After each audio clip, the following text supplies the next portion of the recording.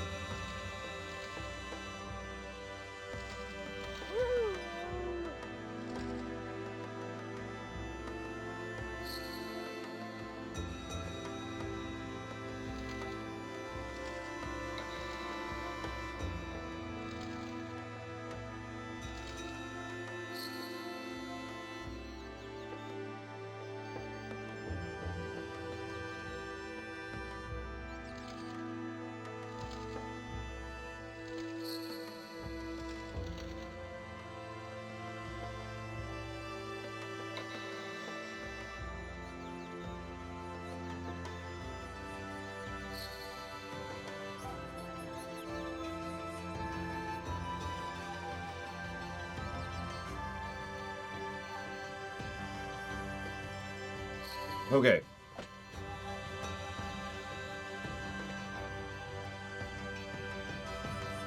I'm glad you liked it, Justin.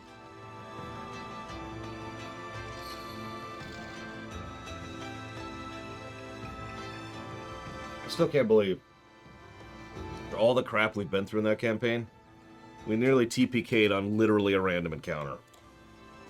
On random dice of a random encounter. No less. It was randomly rolled for, and then it rolled really high on its sneak check, despite having a 19 passive perception. Which is gargantuan, by the way, if you're not familiar with it.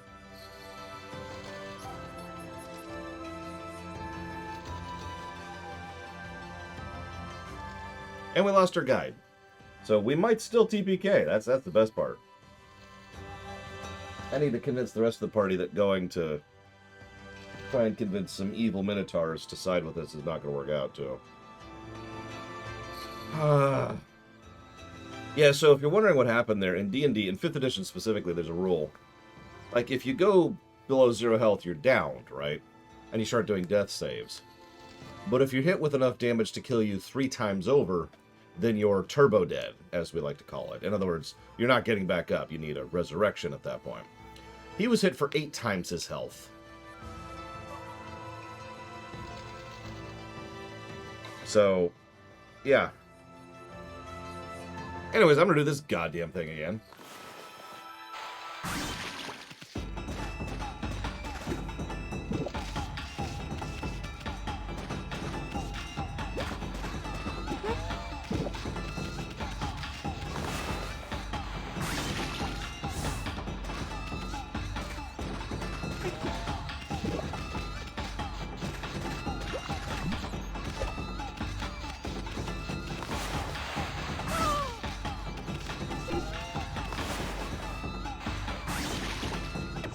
That stuns her for longer.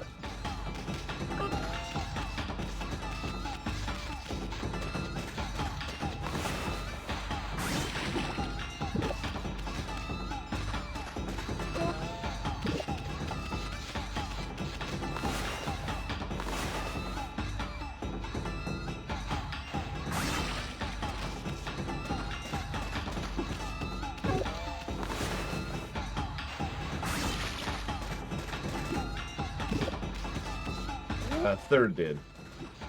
It's kind of interesting. So it's got a bunch of little utility abilities, which you've seen me use already several times. But the reason I can do that much damage is because I am burning multiple resources to do so. Like, I have to burn key and demon points every round I want to do that kind of damage. And it is a full round of action. I have to burn up my movement and my action in order to do it. So movement, action, and 2 resource points to do that kind of damage.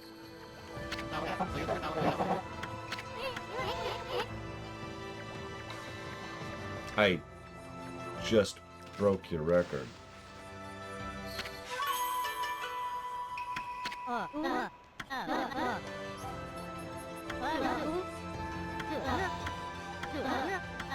Yep, I'm the better canine. Your dog sucks and can go to hell.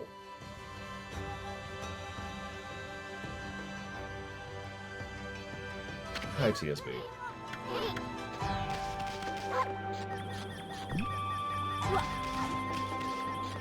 Go away.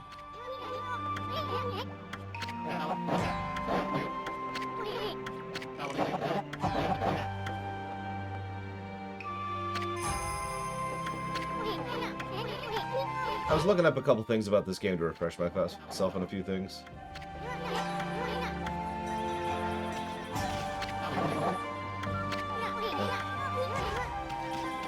And it was funny to me how many people dislike this part of the game in particular.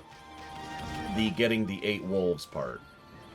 Because first you have to get the 4 wolves in town, then do a boring fight, and then do a boring fight 3 more times while running all over the entire overworld map.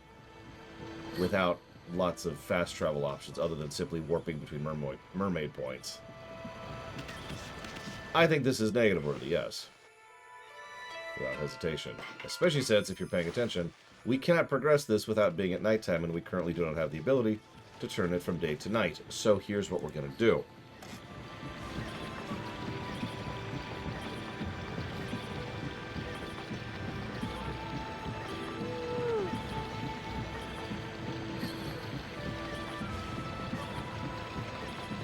I do not, Beacon.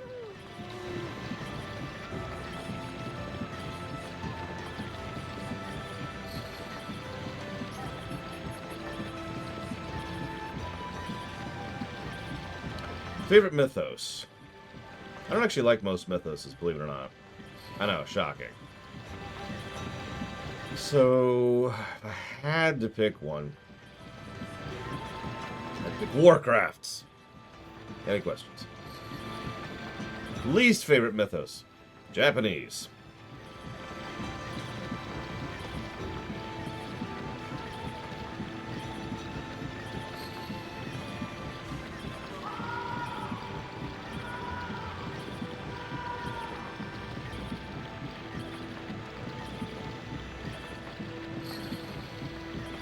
Yeah, no, it's too weird. I don't like weird, I never have. I don't like bizarre, might be a better way to put that. Because I'm weird. And yeah, Japanese mythos, if you've ever looked into it, is just kind of bonkers. I know most mythoses are, it's just...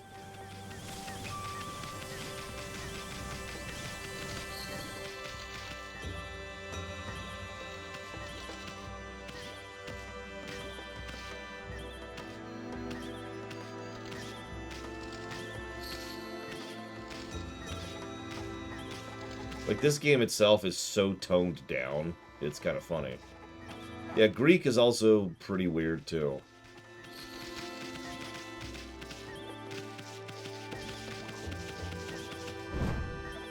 And, let's see, there's Zoroastrian, there's, Please. Is this... yeah, so, okay, I didn't quite mention something a second ago, but there's one other reason this deserves a negative. Possibly 2 negatives. You see, we have to do this fight 4 times in a row. There's the initial fight, which we've already done, if you're paying attention. Wrong button several times there. And then we have to fight the exact same fight. Oh, the mob looks different, but this is the exact same fight each time.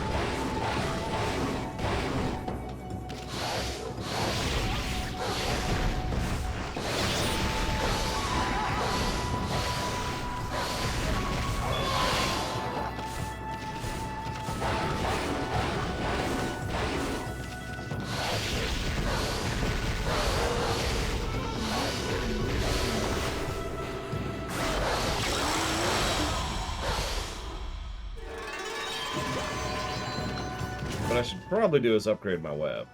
The one and only time I can do so. But I should probably do it. The real Hayabusa died with Mushi's father while they were attacked by monsters deep in the forest. I happened to pass by at that time, but I was too late. Right before Hayabusa died, she begged me to protect Mushi. She foretold the coming of an evil arrow from the sky, an arrow that would kill Mushi on the night of the full moon. That's how I came to live in this village. I've been waiting for the full moon of the festival season. Nobody noticed I was not the real Hayabusa, as we are the same breed. The night of the full moon draws near. I shall not move from here. My duty is to fulfill Hayabusa's dying wish. I must protect Mushi.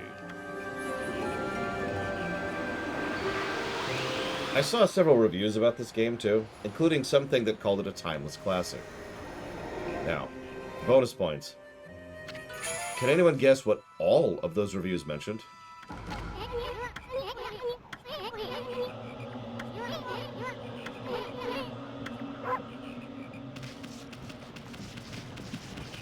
Yeah, the visuals, the aesthetic. Which, again, credit where credit is due. This isn't just unique, it's hard to pull off. So they do a good job with that. Now, would you like to guess what none of those reviews referenced? Literally none of them. The gameplay.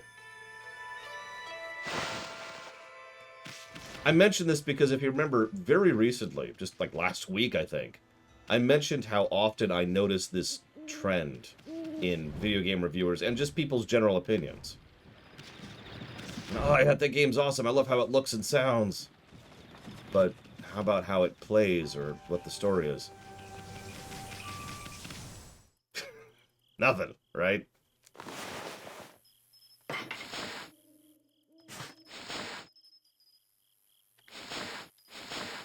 Where is...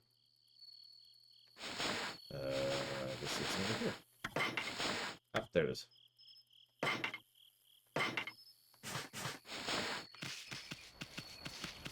I mean, I've been guilty of that, too.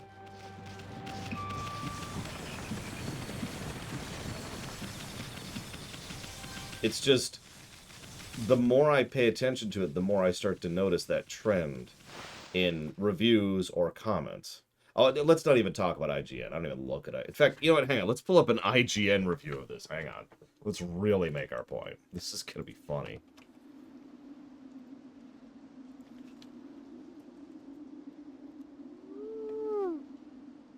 Here we go. This is it. This is it. I'm ready. I'm ready. 9 out of 10.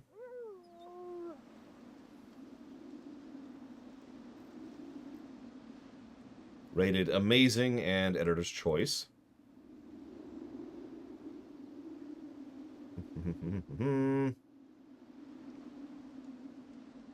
Most ambitious game.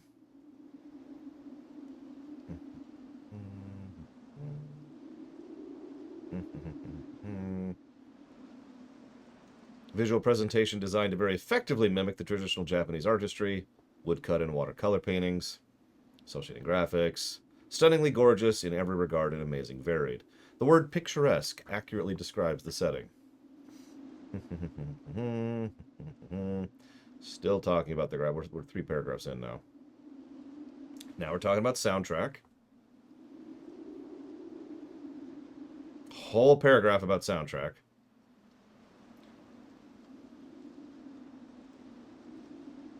Okay, now it's comparing it specifically to Twilight Princess because, and I quote, it offers gargantuan overworlds, epic quests, similar control schemes, similar character building mechanics, and star heroes who are wolves.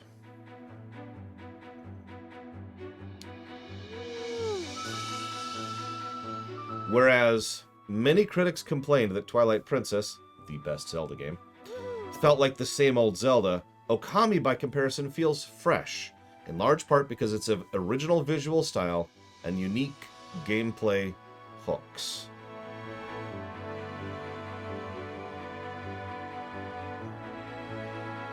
Talks about the paint mechanic.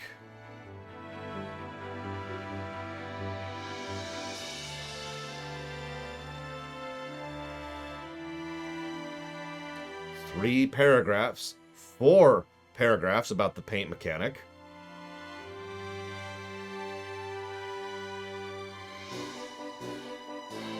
Now it's talking about the collectathon. I'm actually impressed they're talking about gameplay at all. They're talking about the collectathon nature of the game. And that's it. That's the review. Wow, IGN, you are garbage! Jesus Christ! I'm actually impressed. That's worse than I was expecting. God damn, IGN sucks. Okay, moving on.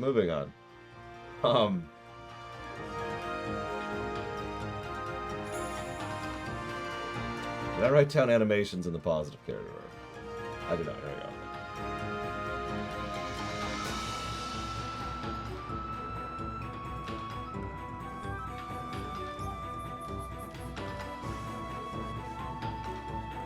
That's... I don't have words. I need a wordsmith. When Evo gets here, I need to ask her. I mean, you're right, Mr. Red. This game... So, I actually did a little behind-the-scenes looking into it, too. And I keep hitting the wrong button. And it turns out that this game was actually designed to be a prototype game. It was a let's try a few things. Let's make a few things happen, and let's see how things work. Whoops. What's funny, anybody who knows this knows that this game actually didn't have this visual style at all originally. This was a compromise because the original they wanted to do, the PS2 was physically incapable of handling.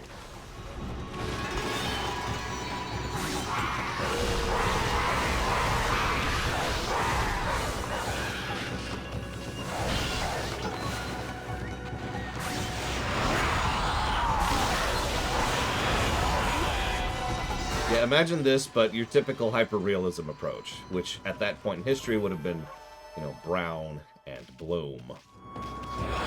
Now, that may sound like a derogatory statement, but I absolutely don't mean it as one. It's just interesting to me that they wanted to go that route with it, realized it wouldn't work, which, let's be clear, it wouldn't, and then smartly decided to work with that, and what we got is this instead.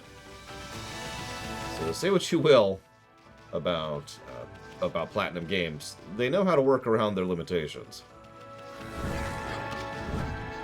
Actually, there is a sequel to this game on the DS, I believe. Or 3DS, I forget which.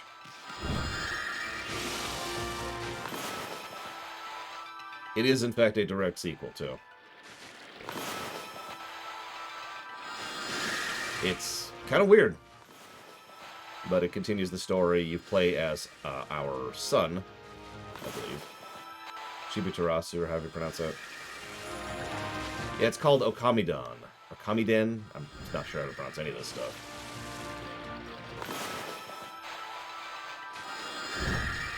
It makes you feel any better, Giga Pudding? I know I won't either. Just for you.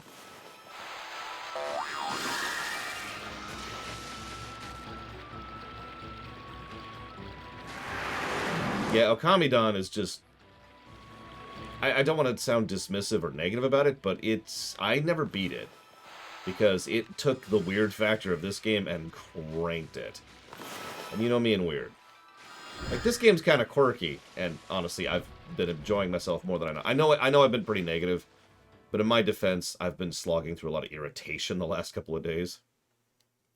But I'm pretty sure that this game's going to be a pretty big net positive, right? But Okami-den I never even finished.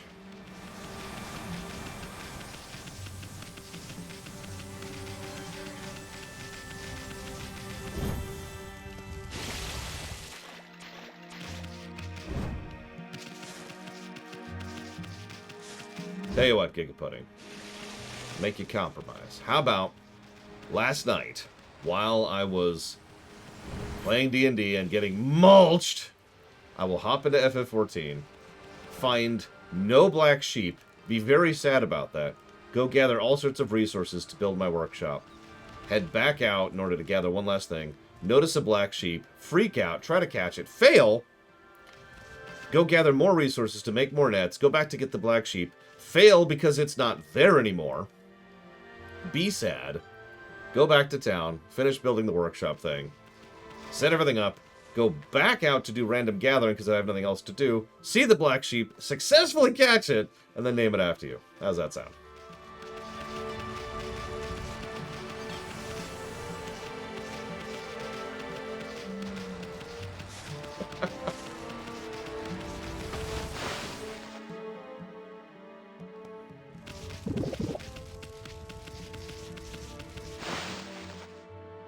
I mean, I had to call the white sheep Wololo. That was just mandatory. We even did that in Pokemon Shield, if you remember. But as soon as I saw the black sheep, I was like, oh, no, that's Giga Pudding. And I realized what that sentence sounds like out of character, but whatever. You know what I mean. Where is this goddamn Fisher? Where'd he go? Fisher boy. Fisher boy. I haven't either, Mr. Ed, although I don't intend to. That's, you know, patch, stream content, etc. Are you? Well, you're the dude. So where's your dude at? Or dudo? You the dudo? There you are, dudo. What's up?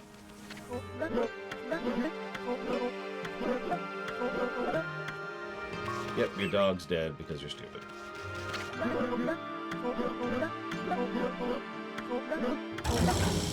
The Whopper! Oh, I could go for a Whopper right now. With jalapenos.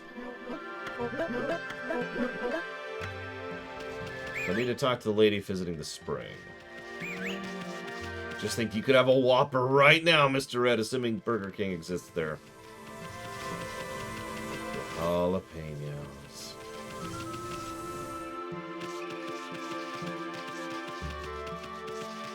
I don't remember. Nothing's labeled. Is that the spring? Is that the spring? You could get jalapenos, Giga Pudding. You know you want to. No, you don't. Okay, hang on. Oh, neither of those are what I want. Why would I ever answer that, Latario?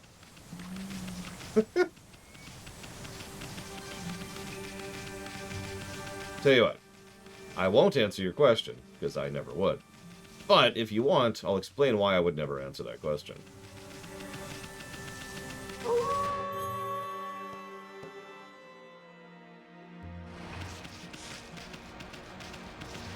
Is this it?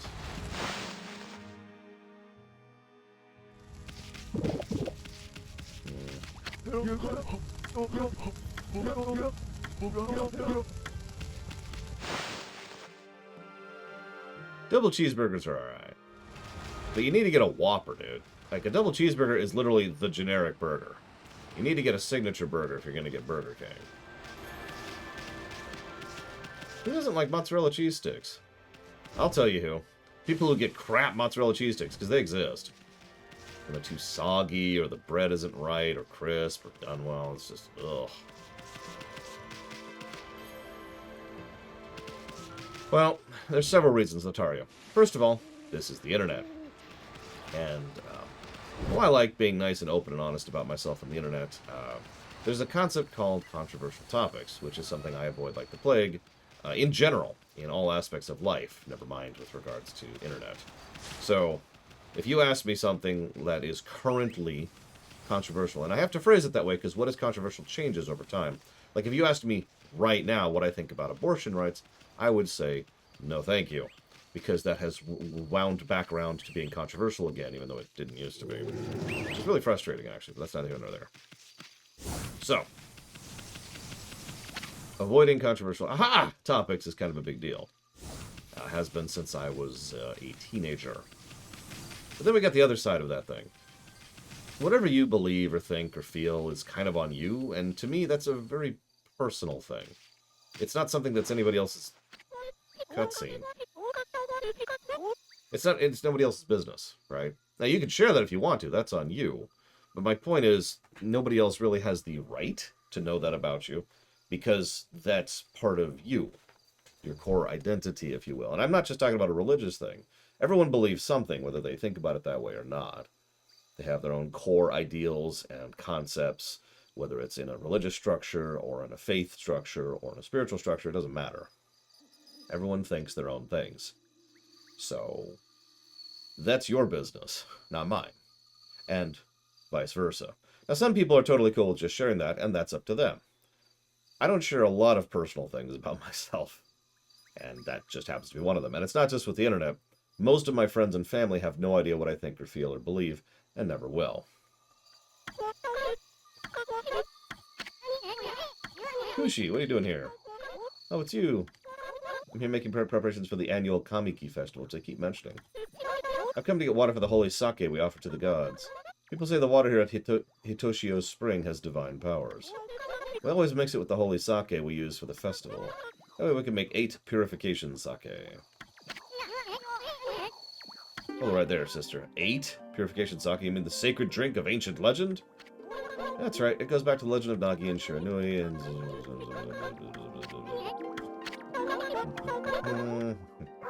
Okay, cool. I need to fill this barrel to the brim with water. How are you going to do it? And how are you going to carry it? That's a good point. I hadn't thought of that, because Susano usually takes care of it. He can handle the barrel as if it was light as a feather. There's no way I can manage on my own, though. How silly of me. I wonder how I'll get the spring water into the barrel. I mean, we can do that.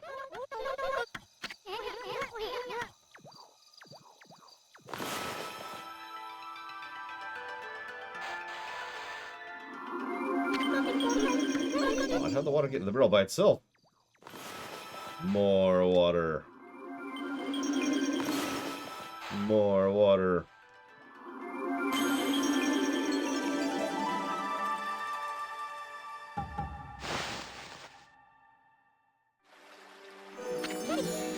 Yay! Oh, wonderful. Barrel's full of spring water already, and I can't... Oh my gosh, this will be plenty for holy sake for the festival. Excellent. Now we just have to get it back to the village.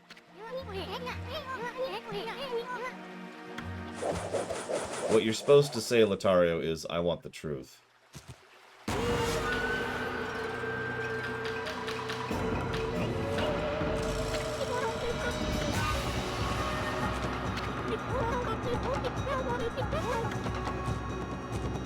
Want some spring water? Sorry. I'll be getting this barrel out of your way soon.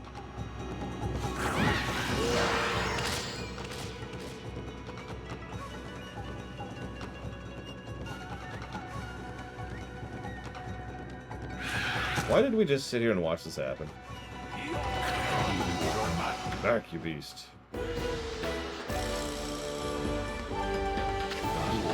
Here I am just taking a walk. Look what I run into. Oh, it's you. Susano?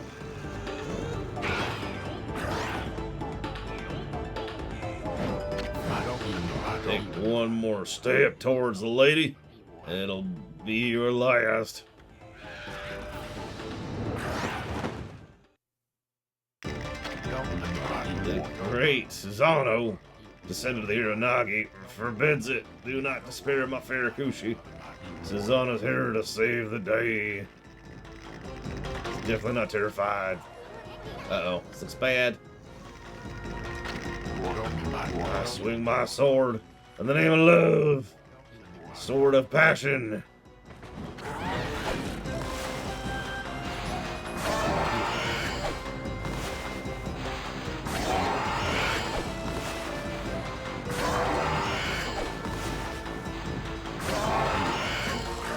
Yeah, what's funny is these are actually quick time events if you think about it.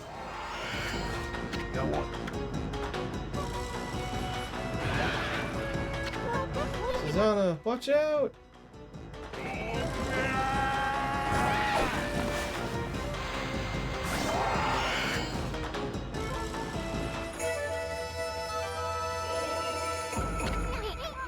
Hey, you did it, Pops. That was amazing. I looked kind of scared at first, but you pull it off for the lady.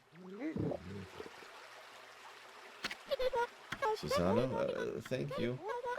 I didn't expect to see such ferocious monsters here. Are you hurt? Susano? I knew it. I knew it all along. Strange things have been happening ever since then. First that boulder in Kamiki, then the battle with the bear. Now this. My sword is possessed by a strange power. You listen to me, O spirit who defiles my sword. I shall not be controlled like some puppet. By the gods, I shall expose your nefarious scheme. You gonna carry the water? Gross.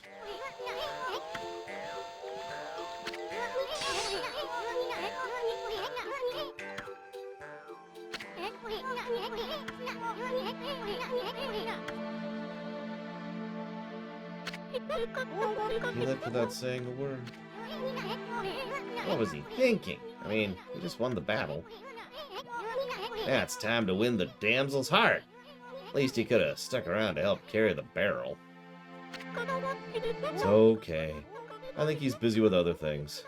There's no need to bother him with this. I'm sure I could manage on my own from here anyway.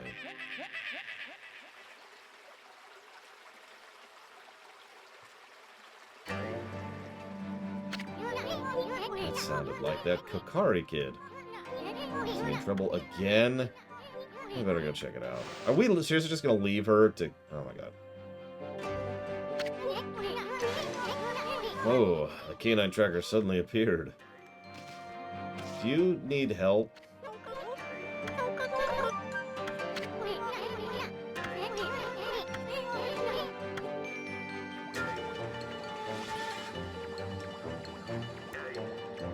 Issun just said, "Don't worry, the area is free of evil monsters, so you shouldn't be bothered on your way back." Bye!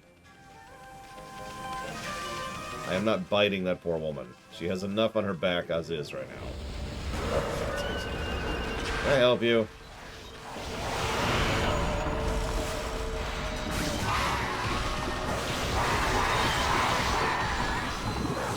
By the way, so I've given 2 pieces of evidence why this is an RPG and not a Zelda game.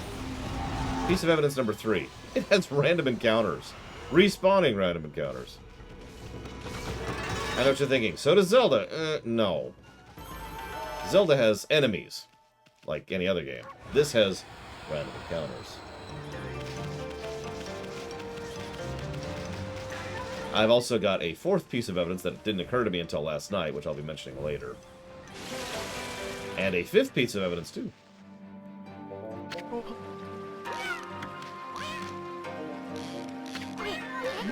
Wow, looks like you got a big one there, kid. It didn't, Act. With all that noise you were making, I was sure the monsters...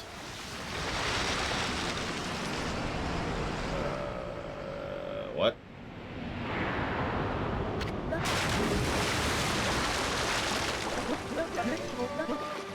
It is TSB. But then again, I mean, that's what they make. My line snapped. Curse you, Whopper. I'm gonna catch you. You're gonna pay for what you did to Ume.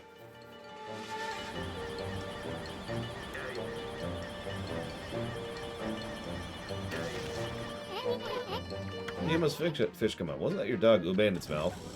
That was the legendary fish Whopper. They say it swallowed the moon. Yeah, you've said that 4 times now. The dog gets eaten a lot, doesn't it?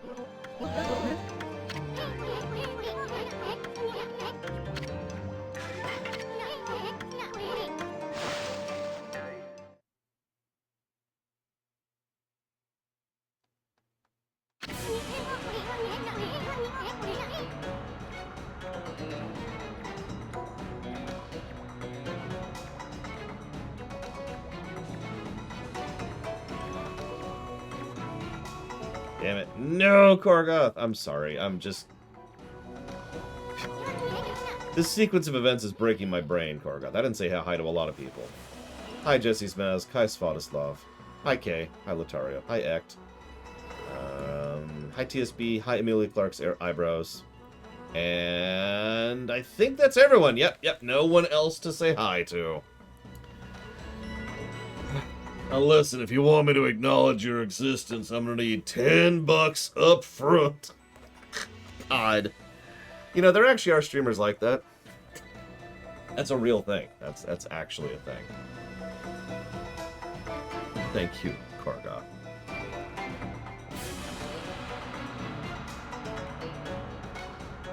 Always appreciate you.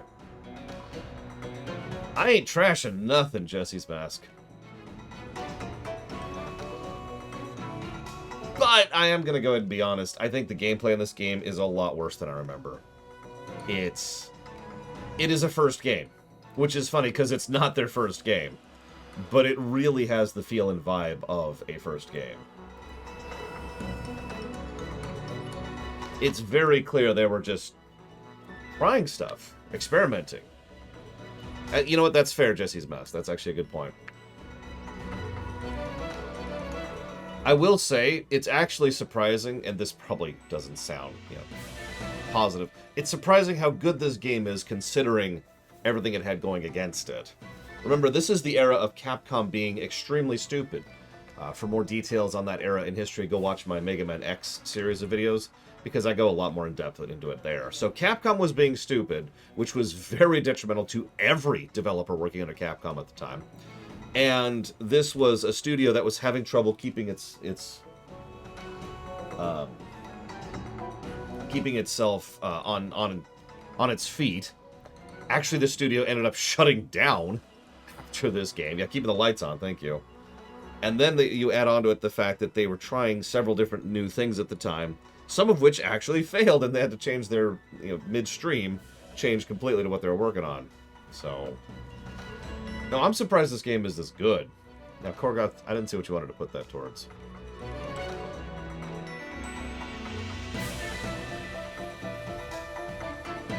I mean, the gameplay is off, I think is the way I want to put that.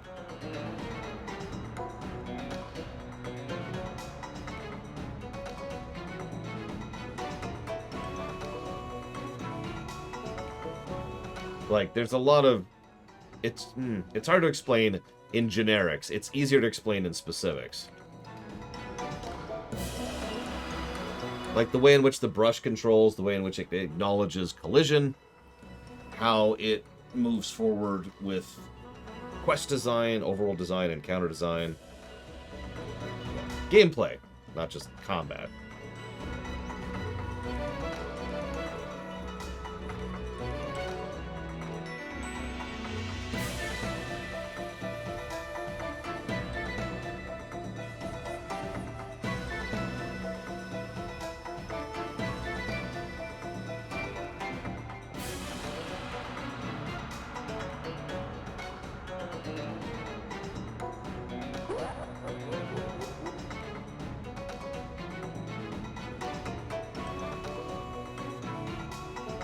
Sorry, stuff. And thank you, Korgoth. Again, very much. I will also put that towards the Metroid blog. Thank you. But yeah, I should mention, and this just to make just saying this because not everyone watches everything I do. To be very, very clear about this, just because something old does not make it bad or good, for that matter. So that's not my complaint here.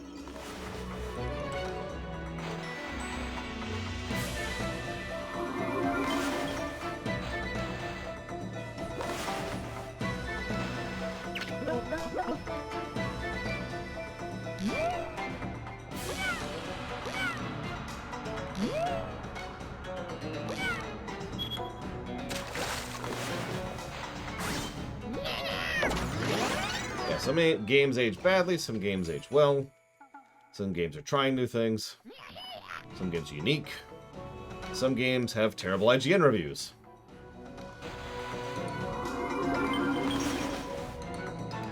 Sorry, what I mean to say is all games have terrible IGN reviews. My bad.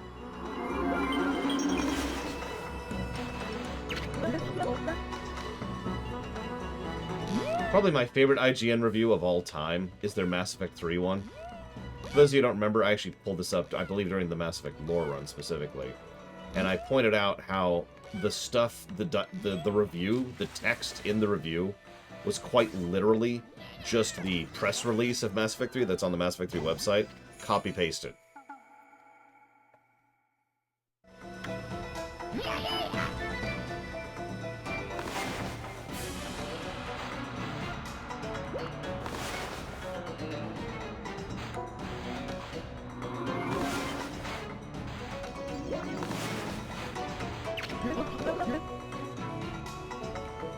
I mean, IGN has always sucked. That's nothing new. But that's probably the most over-the-top, ridiculous thing I've ever seen them pull. What the crap, people?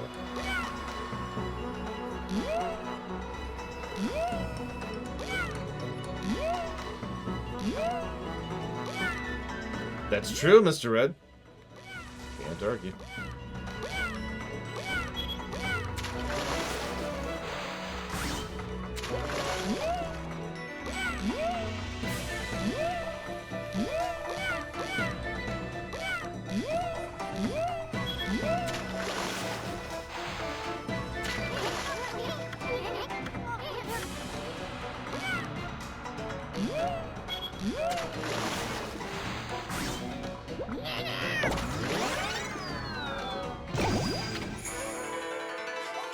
You got Whopper!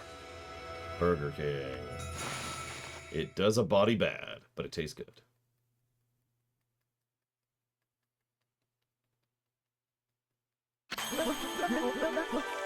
Sorry, Latario. I'm probably not going to ban you if you do stuff like that.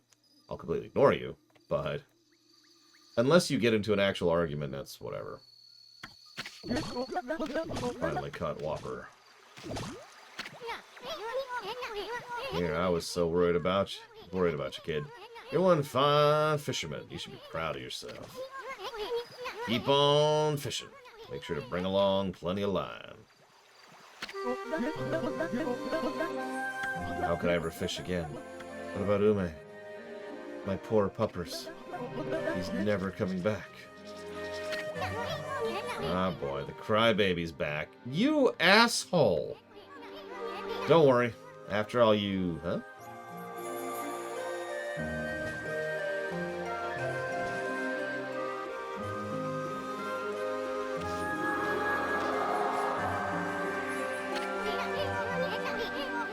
Look, the surface of the deep abyss is bright and shiny as a mirror. The moon's reflection sure looks beautiful. Huh? Where's the moon? How come I only see its reflection? Oh.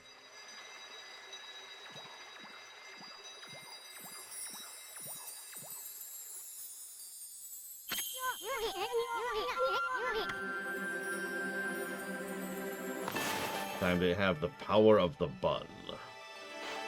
The delicious bun.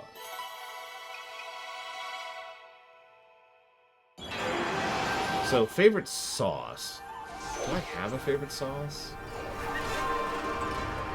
Does spicy honey mustard count? Does Grey Poupon count? Does spicy mustard in general count?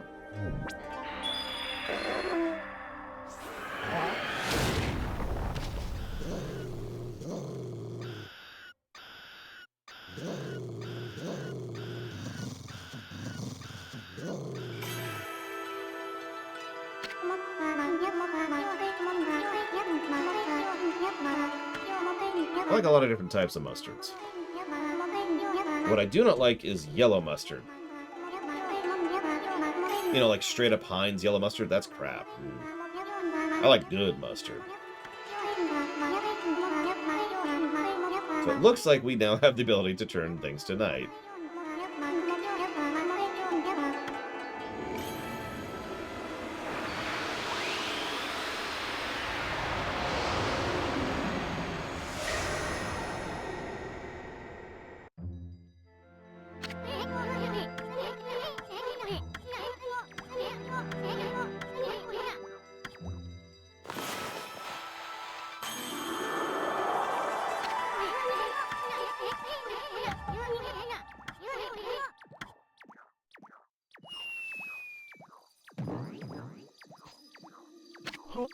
Hey, it's Ume. You came out of Whopper's mouth. You okay, boy? I knew it would spit Ume out. That's why I told you not to worry. I mean, just look at him. Really? Yeah. Never seen an uglier looking dog in my life. Hey. What? I say something wrong? I'm trying to have a little fun like I do with Furball here. White Wolf, how'd you come to beat the canine murderer? There's a familiar scent. My former comrades. Your business how we smell. It's just that we don't like taking baths, is all. Hey, wait. You see something about the canine tracker? It decrees that the bearer shall have to do the exact same fight for the 4th time in a row. You're talking about bad gameplay, Korgoth. Imagine having a sequence where you have to do the same fight 4 times in a row. How's that for bad gameplay? I really do need to upgrade this weapon somehow. I keep forgetting to. Oh well.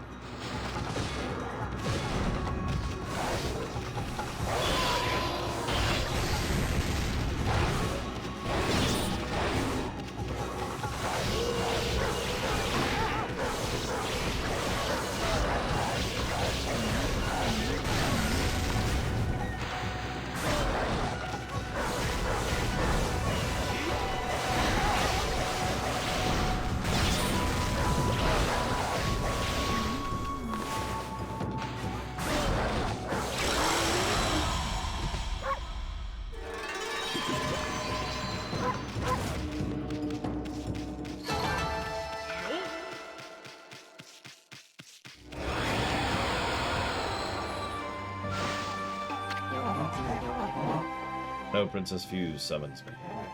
It is my duty to defeat the Crimson Helm, defiler of the Gale Shrine. But this child and his father saved me from sudden death. I owe my life to them.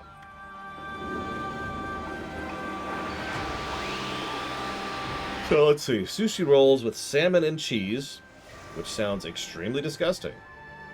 I would try one, but I sincerely doubt I would like it. Even separated, the hearts of the canine warriors beat as one. I don't think I have a single favorite sushi roll. Mango tuna is pretty good.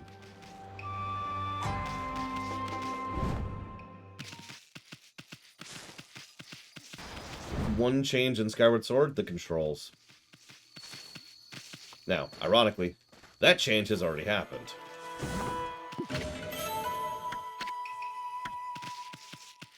So, here's another change I would make to Skyward Souls.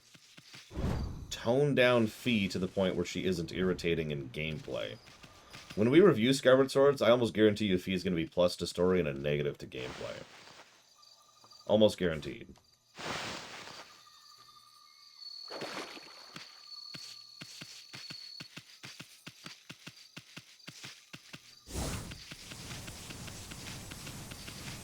Have I played the Switch version? No. That'll be the version that we will be playing, of course, for the review. Because I actually refused to play that game on stream several times. People asked to donate towards it, and I said no every time, because screw all that nonsense.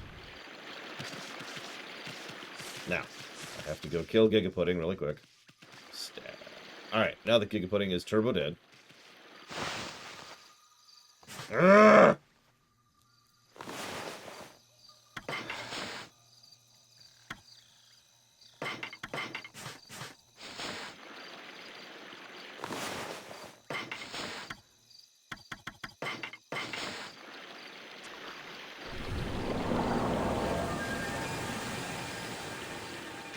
If you're wondering what I keep doing, why I keep entering the wrong menu, it's because I'm stupid.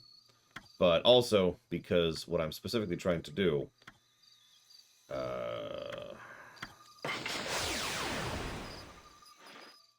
Exactly, anapathetic. Is I'm trying to open up the map, because in my mind, select, which is what that button is the map button. Now, that's stupid. The map button is L2, which is also stupid while we're on the subject.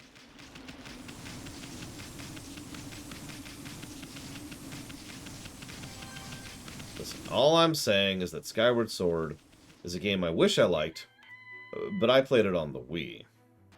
This map is L2, and you have to hold it down. And you also see how it's kind of got that in and out thing, which is irritating. It's okay, dodge is R2, which makes even less sense. And of course, we can't rebind. And that's another thing. I know Korgoth is left at this point, but when I'm saying the game has some issues problematically, gameplay-wise, that's the kind of stuff I'm talking about.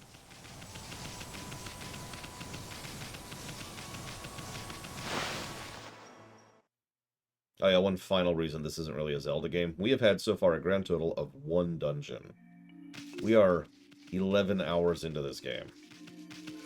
Now, we're about to hit the 2nd dungeon, but I think there's 5 in the entire game. Excuse me, 10 hours. 10 hours, my bad. Right, because we had the tech issues yesterday. That's why.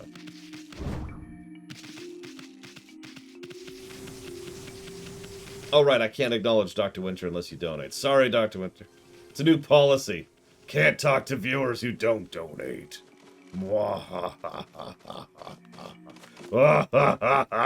This is me swimming around in my money bank right here. Yeah, or my money bin. Yeah. Okay, sorry.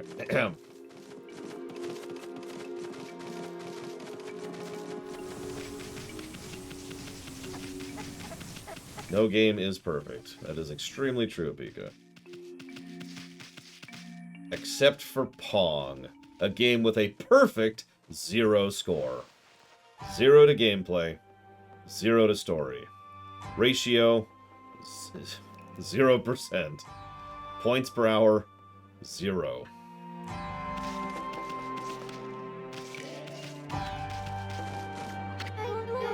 That's my favorite wolf and bug.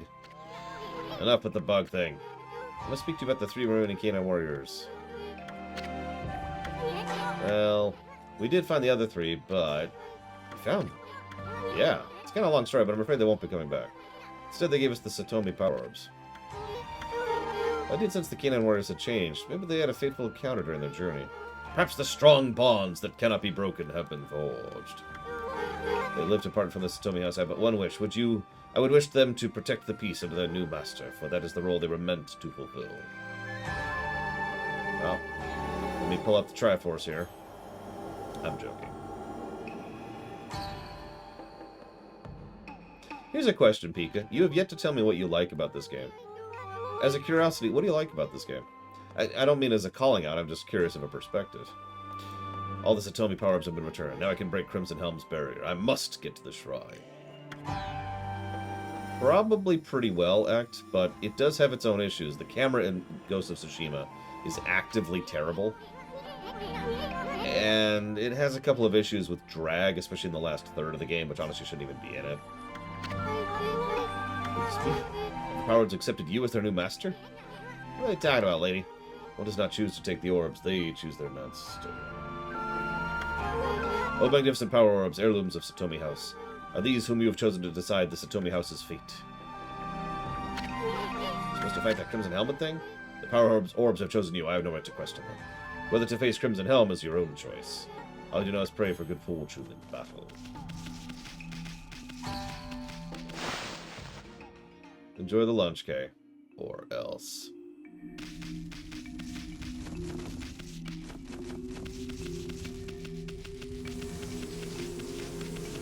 Story, characters, and Japanese mythos.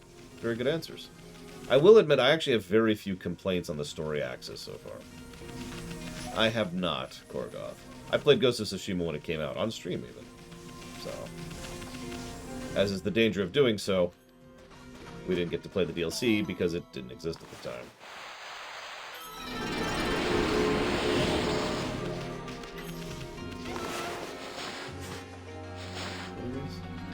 Monkeys. I don't know what monkeys eat. And I don't care. Death to monkeys. So who's ready for Dungeon 2? One change in Witcher 3. I think you asked that yesterday and I kind of spaced because that one stalled me a bit. Because Witcher 1 is actually a pretty problematic game. So clearly, the one change I would make to The Witcher 1 is I would make it The Witcher 3.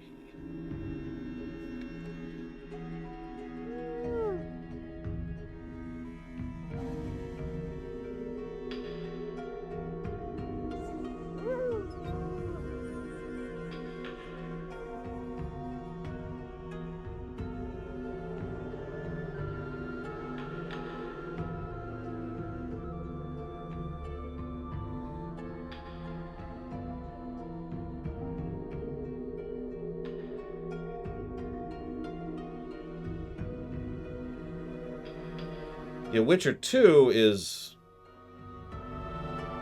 not good. Like, I don't mean to sound negative. I actually like Witcher 1 better than Witcher 2. And you're probably thinking, but how? It would, Lataria. That's the joke.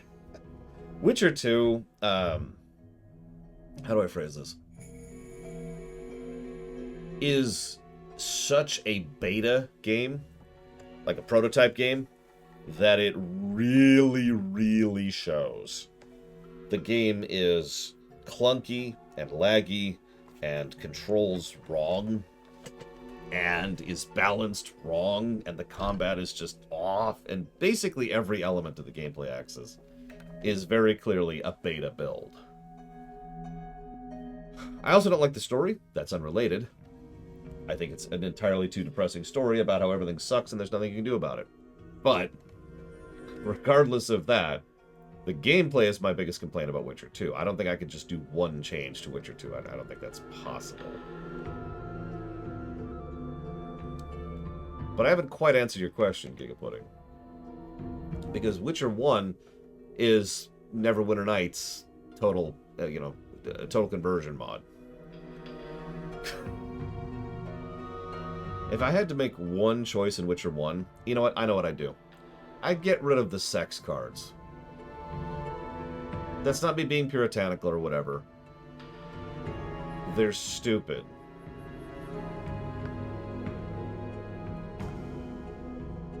They're literally trophies you get for sleeping with women.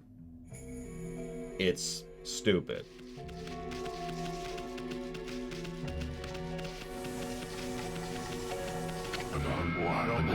Susano-style sleeping monk, hidden sake. What the?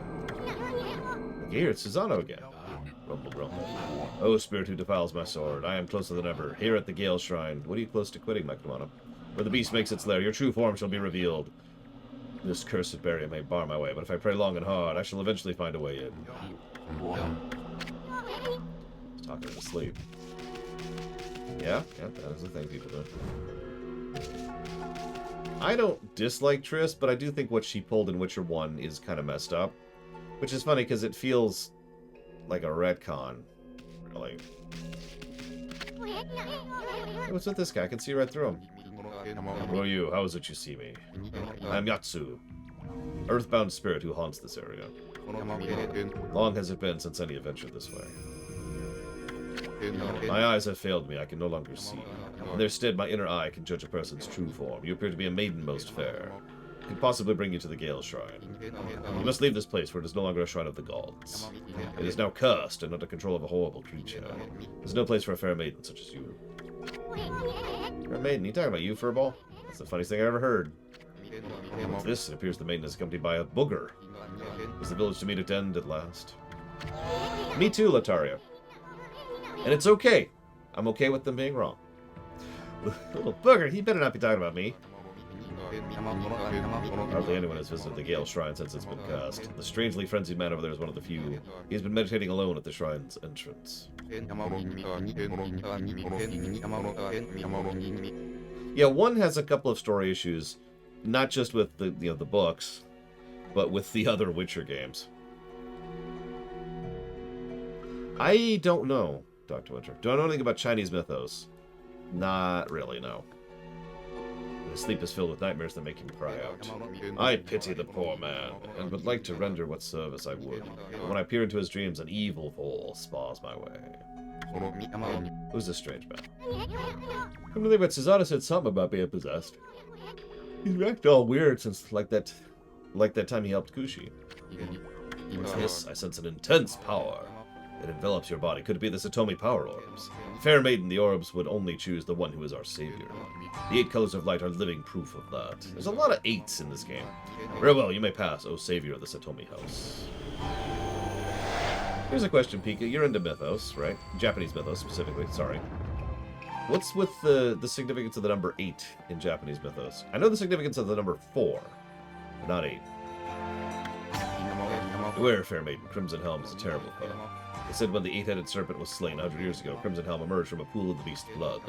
Never let your guard down. Wait. The door to the Gale Shrine opened? I must have finally communed with the gods. The time has come, foul spirit. Now I shall reveal your true form. Okay. Pops, way. I mean, China has been a ludicrously influential aspect of human culture for all of human culture. Probably too influential. It's time to wipe out China. The government, not the people, obviously. So, dungeon number 2. Holy crap. We made it. We did it. It's the last, second dungeon of the game.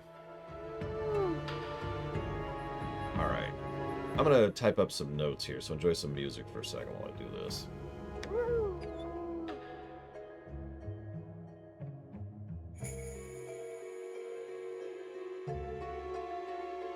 No nukes. We don't use nukes. We do things the old-fashioned way. We go out there with flamethrowers.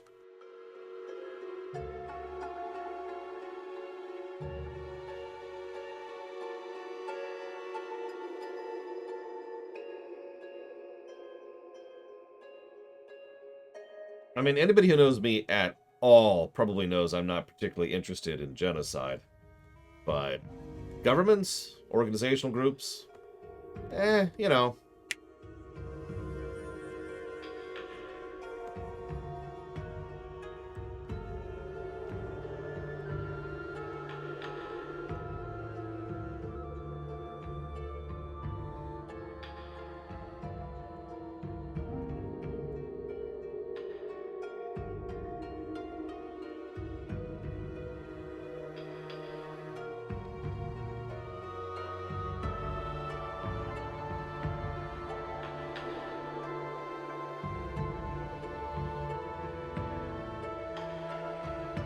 I mean, it is true, Svatoslav. It does say a lot about me.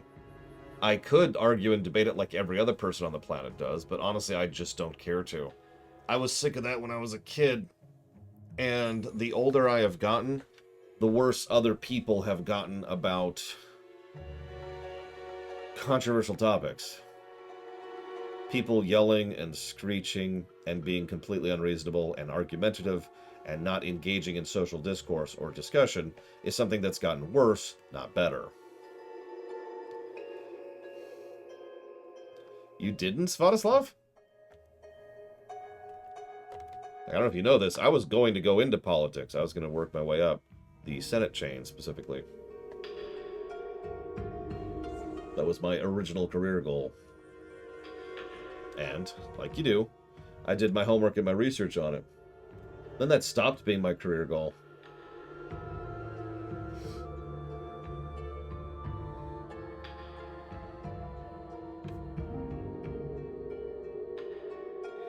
I would have been 13 at the time, Svatoslav, when I made the no controversial rule.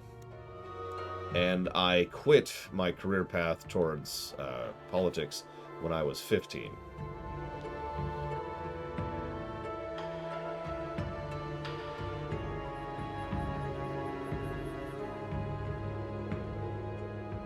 I mean, it's funny because the invasion of Ukraine is not controversial and not polemic. It is a universally horrible and frankly evil act by a organization that has its own problems. What is going on, Mike? Come on, I don't see. Oh, there you go. Now it's getting. I assume you're watching it not at source, right, Mike Romano? I know it's a stupid question. I just want to verify because that should be the way to bypass your issues. But yeah, no, the current Russian government is one that I don't particularly agree with. But then again, that's not saying much since I don't agree with the government of the country I live in either.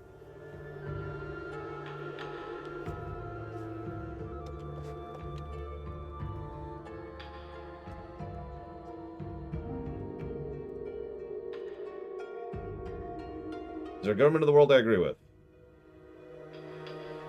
No.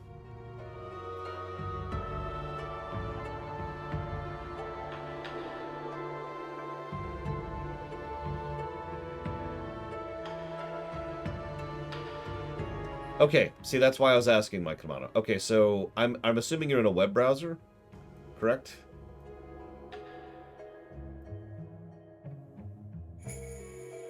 Yeah, I'm not Ukrainian and don't know anybody who's Ukrainian. And I agree with that sentiment, Svatoslav. The whole situation is extremely messed up. Because, well, you know what? Actually, I'm not going to get into it. And I want to explain that, because I've been asked this question every now and again. Like I just said, you know, the Ukraine situation is not a controversial topic. But you're probably wondering why I'm avoiding it. It's specifically because I was asked to. Not in a controversial way. In a, this is a really horrible, messed up situation I can't do anything about. I don't want to think about it. Let's make this a safe space kind of a way. And so I decided to acquiesce to that.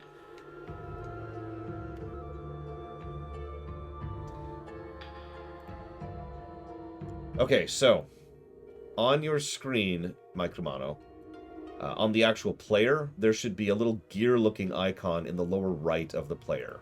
If you mouse over it, it will say Settings. When you pull that up, the top of that will list something called Quality. Now, right now, I've got it at Source, which is what you do not want. You can select that and go down from Source. Do me a favor and drag that all the way down to 160p. That is P, P as in Papa. And hopefully that will fix your situation. Because we do have transcoding. And that transcoding is there specifically for situations like yours.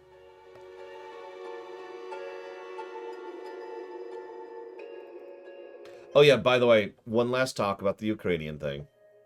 If you haven't heard of a video game called Ukrainian Farmy, I'm just going to shout it out really quick.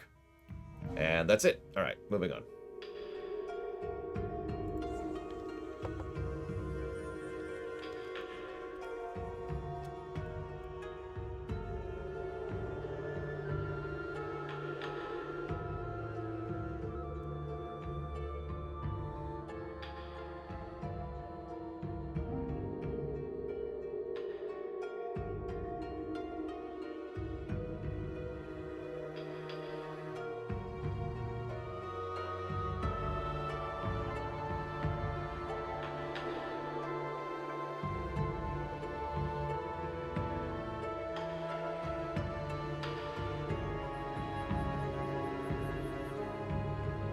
I'm assuming my Kamano does not have a good connection, which is exactly why I'm suggesting this. Yes, but it should be static now, my Kamano. The goal is for it to stop being, you know, choppy or disconnecting or jumping forwards. Now, 160p is as low as it goes. So what you got to do is you got to figure out where the right spot is for you, right? So we need to determine if it's still bad at 160. And if it isn't, then we can try pushing it up a step and see if that's better, and pushing it up a step and seeing if it's better, etc., etc. I will say Sweden is a government that I partially agree with. Probably one of the governments out there I agree with the most. They still have issues, but I mean, every government has issues, right? So it's kind of a gradient thing. Australia is actually decently high up there, too, weirdly enough. And I know you're probably thinking, what? But no, I'm serious. Australia's government actually has some really solid economic policies and infrastructure approaches.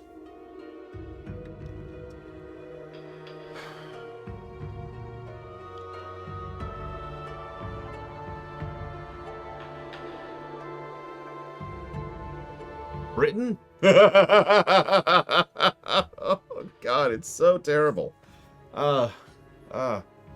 Yeah, okay. Sorry.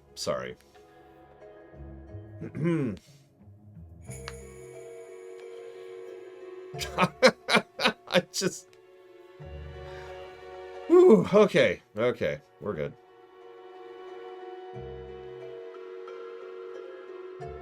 Like, you know what I feel like when I think about the British government? And this sounds like a dig, but I don't really mean it. You know that meme with the guy who's being hung and he turns to the other guy's like, first time?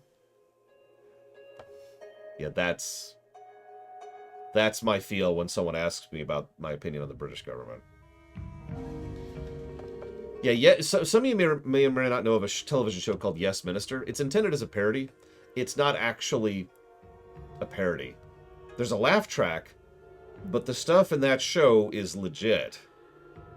Like stuff that, you know, that's very much this was designed to call to light exactly what was happening in the ministry at the time. And that was, what, in the 80s, I think? 70s or 80s? Something like that. Yeah. Anyways. Now, of course, again, the United States government has its own problems. I don't even want to get into that. So it's not like I'm trying to stand on a high horse or a high pedestal here. It's just, yikes. The Bahamas. I don't know anything about the Bahamas government.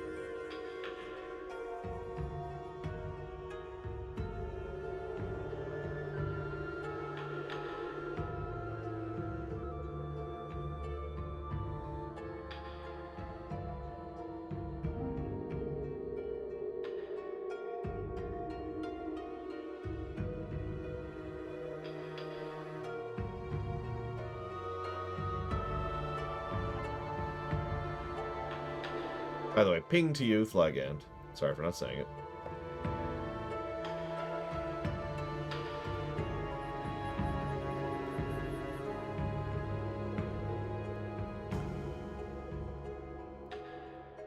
Oh, that's a phone call. Shoot. Well, it's a good time for it, I suppose.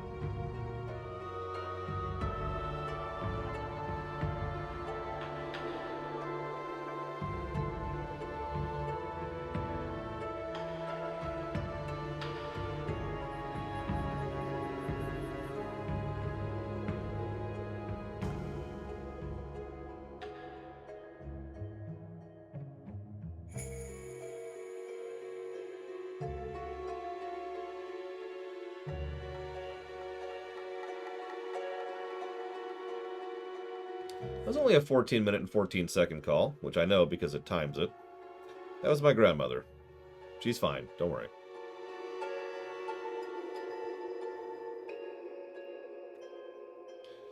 Ah. So that's hooked up. Yes, it is. I keep knocking that over. Sorry about that.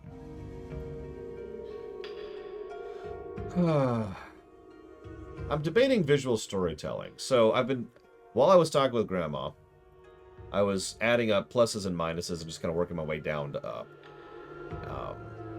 So I do think this game is probably going to absolutely stomp in terms of both visual storytelling and brickwork. The catch is, you're probably thinking, what's the difference between visual storytelling and brickwork? And that's actually a really good question. The difference is Wenlock is donating for WoW, Wrath, and BC. Thank you very, very much, Wenlock. Always appreciate you. Looking forward to that run. The difference is visual storytelling is when you're going through an area and you come across a mattress that's just spewed out on the ground, a bit messy looking, and it's got a bunch of beer bottles around it. That's visual storytelling. It is telling a story visually. Brickwork is you happen to be in a gorgeous area which just looks brilliant, and you can tell a lot of work and effort was put into making it as visually interesting as possible, but it doesn't specifically imply or tell anything. It's just visually, aesthetically good. So you can see why a game like this is probably going to just knock it out of the park on both sides. I think I might actually just hold off on giving those positives right now and just kind of decide that later. So that means, at the moment, we're up to 7 on here. Alright, now we're finally going to do this. I apologize for the 15-minute break there. Let's do Dungeon 2. And Destroyed to Quack. Wait, no, I'm not supposed to acknowledge viewers and chatters unless they donate. I should stop joking about that. I'm going to get donations and I don't actually want them.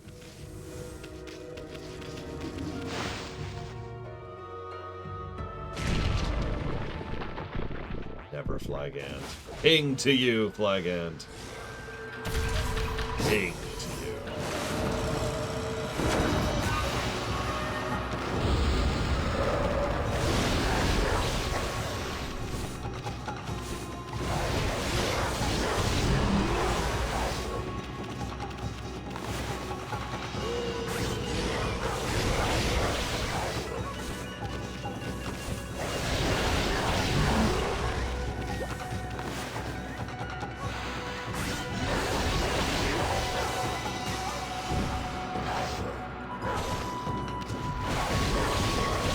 Someone asked if this game feels a little bit like Psychonauts 1 in terms of the vibe and its fan base. Yes, absolutely yes. That being said, I would say that so far this game is probably going to be a lot better than Psychonauts 1 was. Psychonauts 1, for those of you who weren't there for that, did not score very well. I mean, even ignoring Meat Circus, Psychonauts 1 didn't score well. And then there's the Meat Circus. Does this game have a Meat Circus? By memory, it has a bad sequence, but nothing that bad, just a bad sequence. So we'll see how bad it actually is when we get there.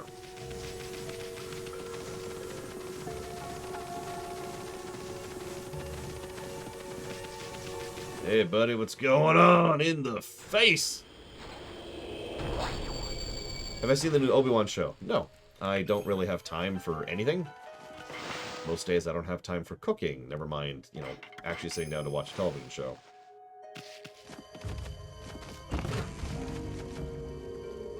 Well, let's go to the second floor.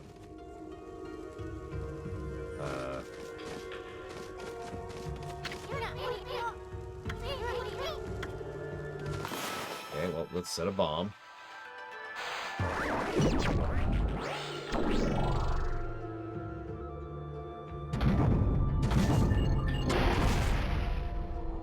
Okay.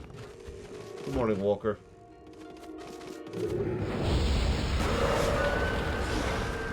Rasputin. Rasputin.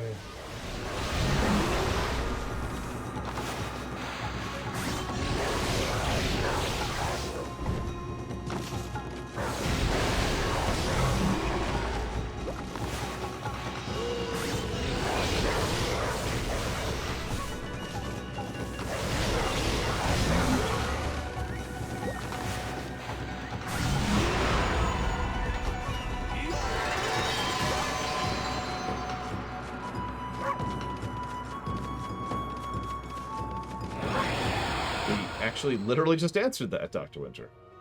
There's a part of this game I remember very badly, but I don't think it's going to be as bad as the meat circus.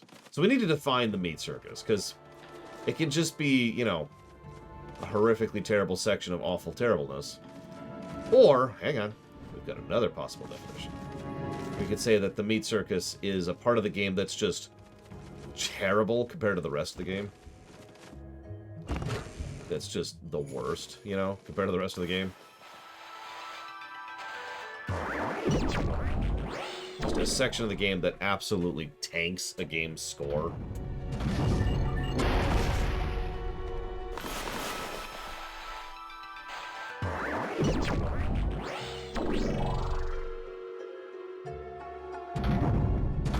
That would still count as levels and stages, yes. In the face! Oh, absolutely, Act.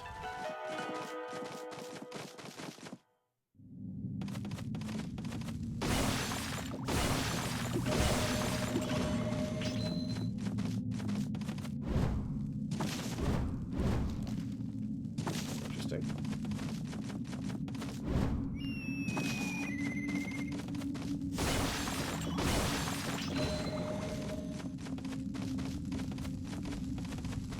Hello, Mr. Bird.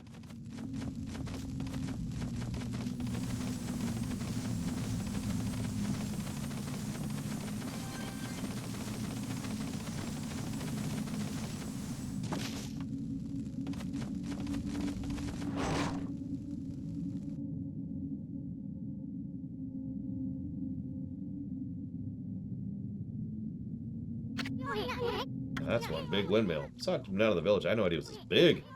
Hey, what's that? It's swirling in front of the windmill. It's wind, but it's black and foreboding, like the wind are being forced in the opposite direction. Maybe that's why the divine wind stopped blowing. It must be the work of this crimson hell. We must get rid of this horrible, evil thing.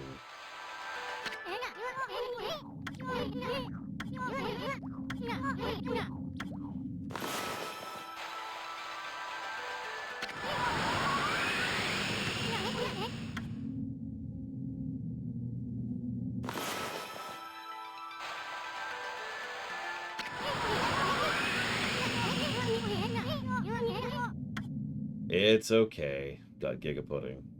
Just for that, I'm going to remove that black sheep.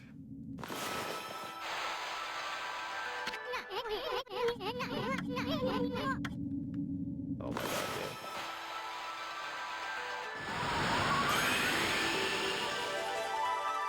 damn. Seriously, Dr. Winter? Wow. All done. Now the divine wind's back up at the windmill. Well,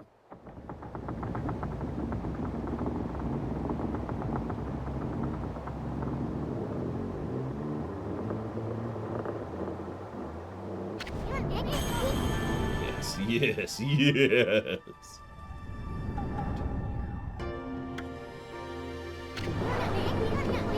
Starting to spin. The power. My god, the power.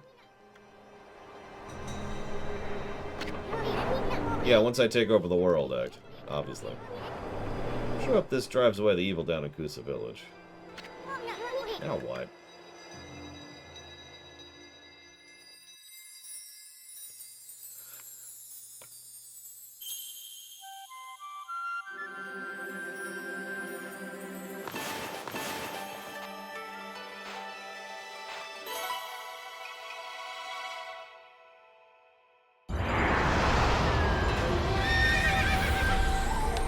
Sorry, Svatoslav.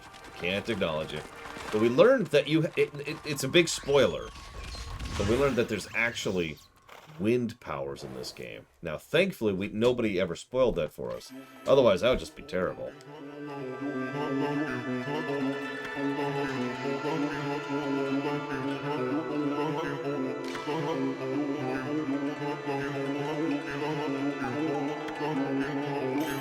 I know, right? Wind exists.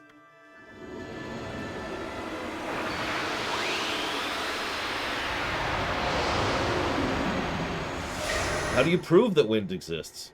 Maybe wind doesn't exist.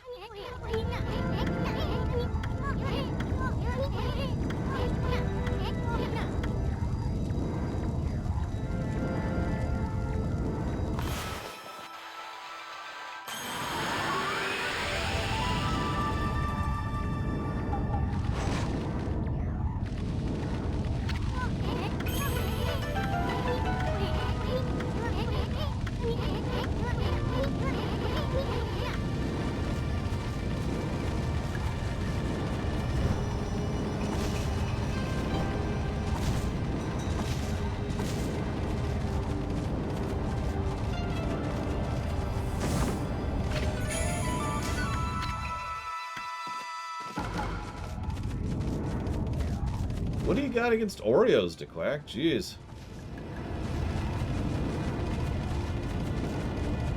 Oh yeah, by the way, I mentioned looking a few things up. I found a few things that were listed as the worst side quests in the game. One of them was rolling that ball up to the bear we did earlier. Something about that really amused me.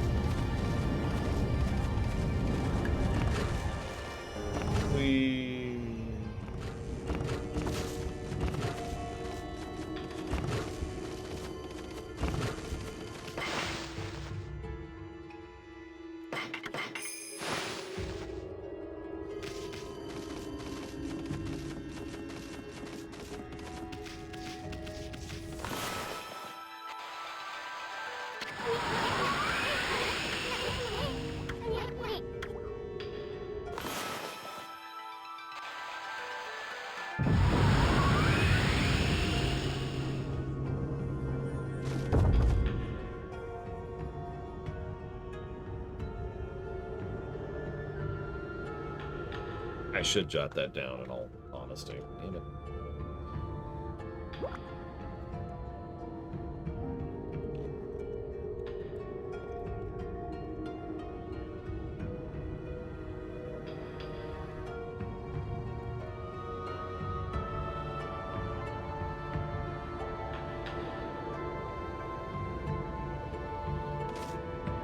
Oh, the weapons?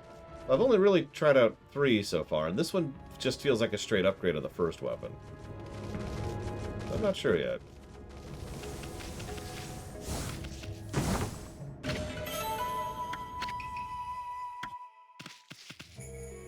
Favorite gun in the Ratchet and Clank remake?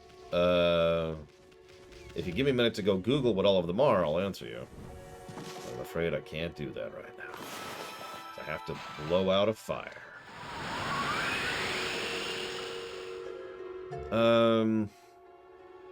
Those would still qualify as levels, Mr. Red, yeah. Wait, why did it not? What? Ah!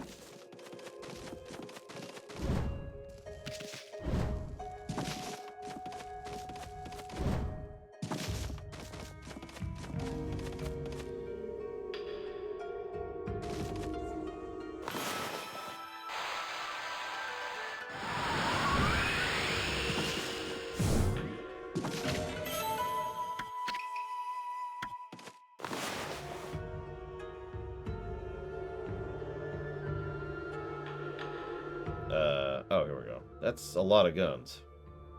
More than I was expecting.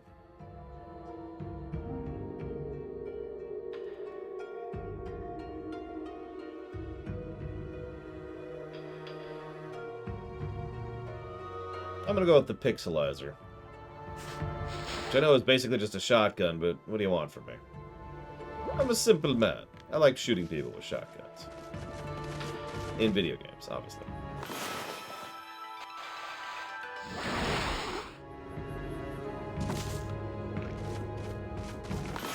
In real life, it's all chainsaws all the time.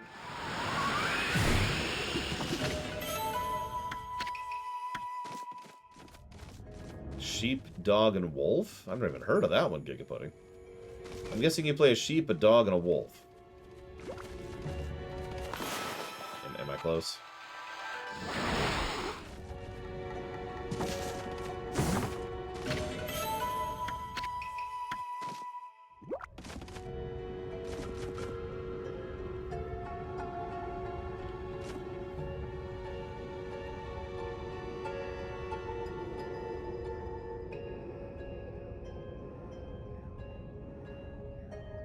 PS1 game. Well, I definitely haven't played it then.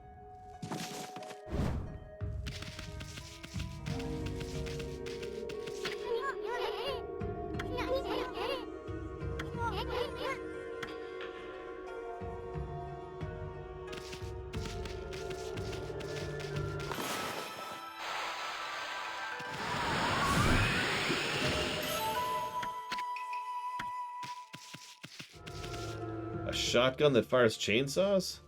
I mean, that just sounds like perfection to me.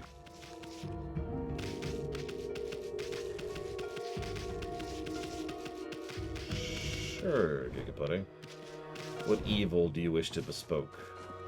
Because bespoke actually means something.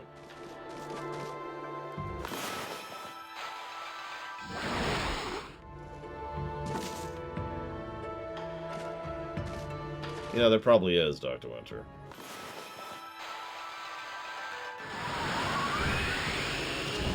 Whoa there. Oh god, depth perception. Depth perception. Jesus Christ, camera. That was awful. No, what happens is the chainsaw lands, and once it lands, it starts shooting other chainsaws.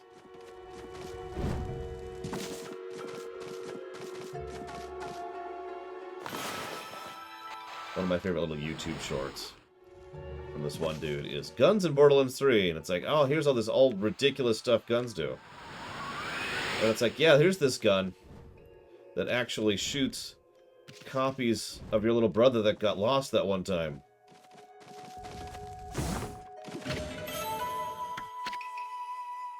Which doesn't sound as funny as it is. That's because I have no comedic timing or capacity to tell a joke. So don't blame that on, you know, the joke. Just blame that on me.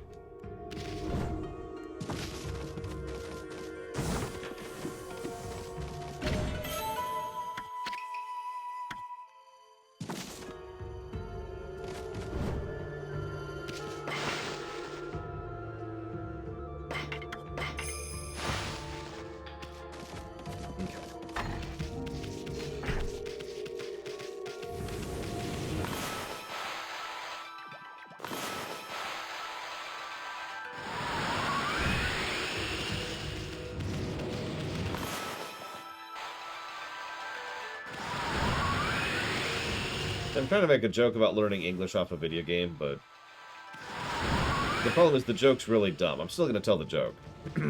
I learned English off of video games, too, back in the day when I used to play Pac-Man.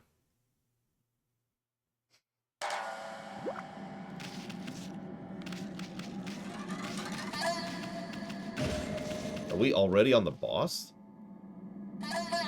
That's it?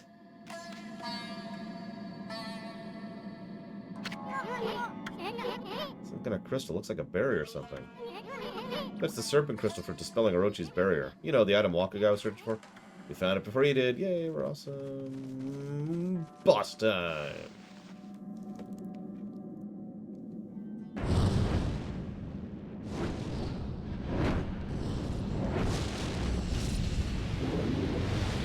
There's no dialogue or even text, really, in Pac-Man. There is, however, a giant magma crocodile.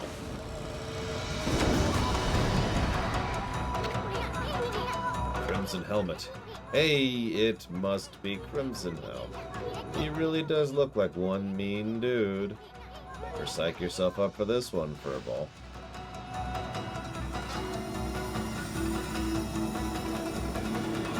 Alright, Act, I'm gonna have to take you out back and shoot you with the shotgun that shoots chainsaws.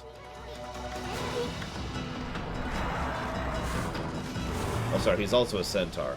Centaur crocodile.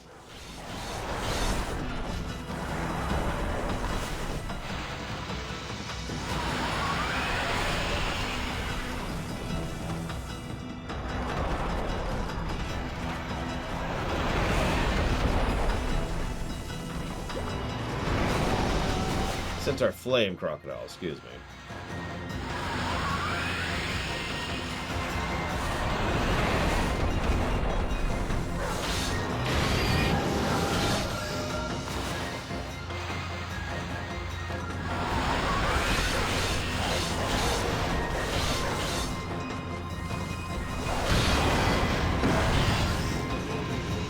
Oh, that's gross.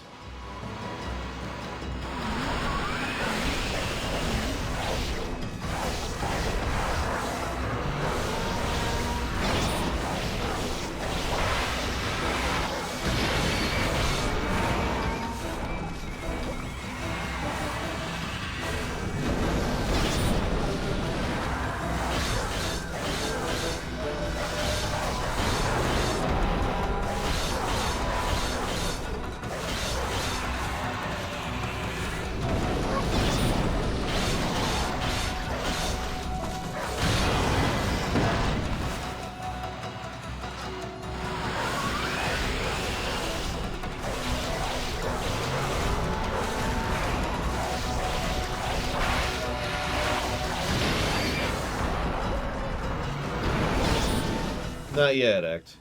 I'm assuming you mean that that's like from this week. Because I saw stuff a few weeks ago. Where they introduced the crystal thing.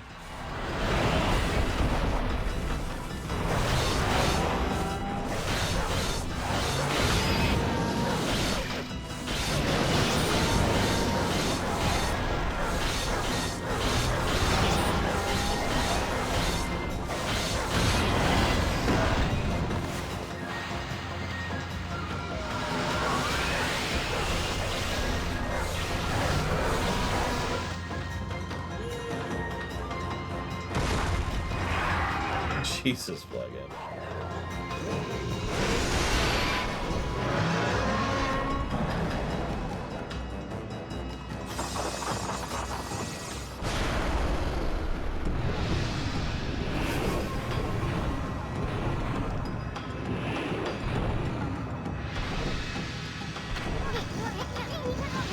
Chickening out? After him, Ami, quick.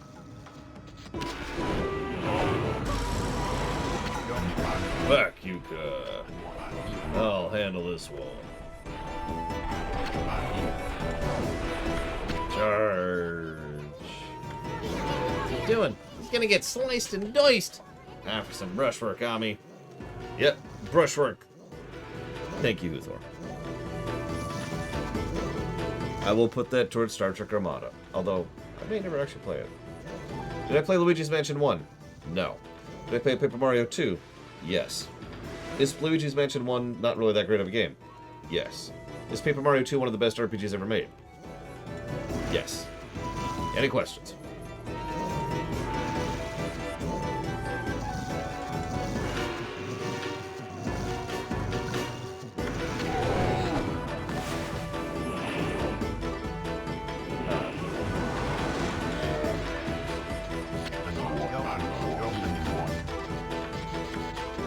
Endless survival sounds pretty boring to me, Svatoslav.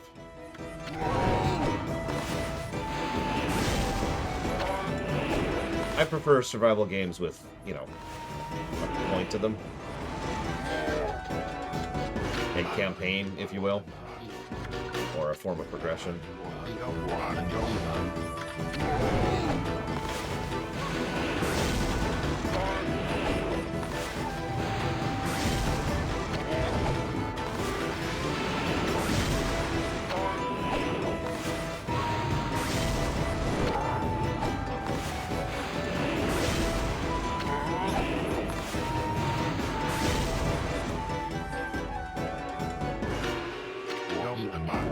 Top it off.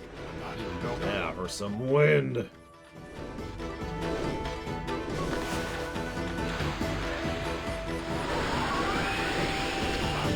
Yes, wind. More wind.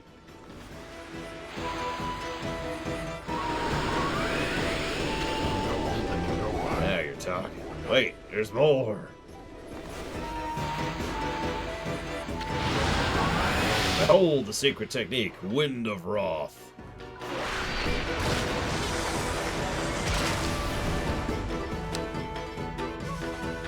That being said, I do actually want to play Project Zomboid with one of my friends someday. It's just a low priority, because it's going to be a play till we're bored, which probably won't take long.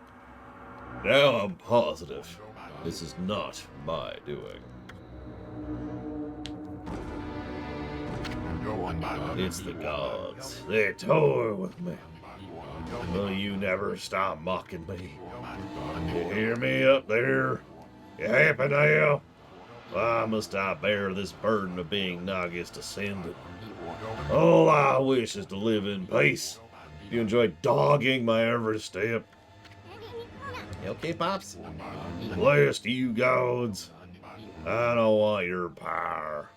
This whole world can fall to ruin as far as I'm concerned. Enough of these legends and Nagi's descendant stuff. Just leave me be.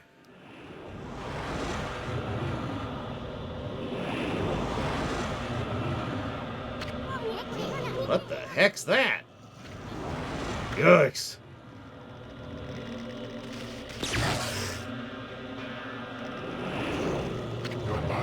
Oh, hey. Huh? That voice. one after the other. Driving me crazy. Stop it. I don't want to hear about that now. Go away. Leave me alone.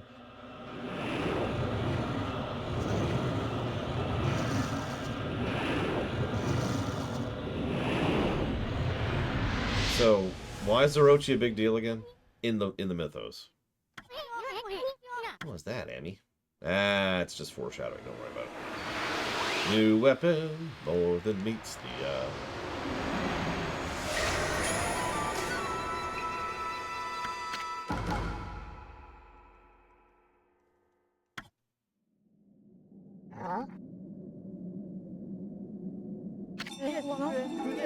Bonjour. Oh, am I interrupting something?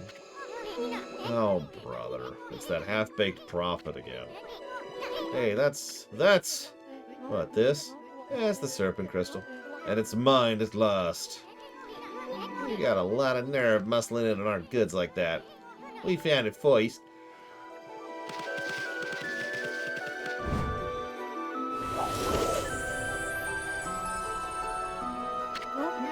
It won't do you any good. I mean, I'm the only one who can dispel the barrier with it. You know, the barrier, the moon cave, Orochi's stronghold. Huh?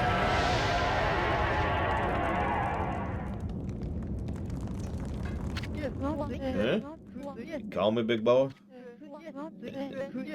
Keep your scales on, I'm coming. Hey, what's going on? Why are you going over to Orochi's place? I am pure evil. Time for another prophecy. I foresee a rendezvous with a sweet little thing. That's not a prophecy, that's literally the next step in the quest, you moron. Hey, wait a second. Spell the barrier at the moon cave? What the heck's he up to? He's pure evil. We should go kill him. I mean, let's get out of here. Then kill him.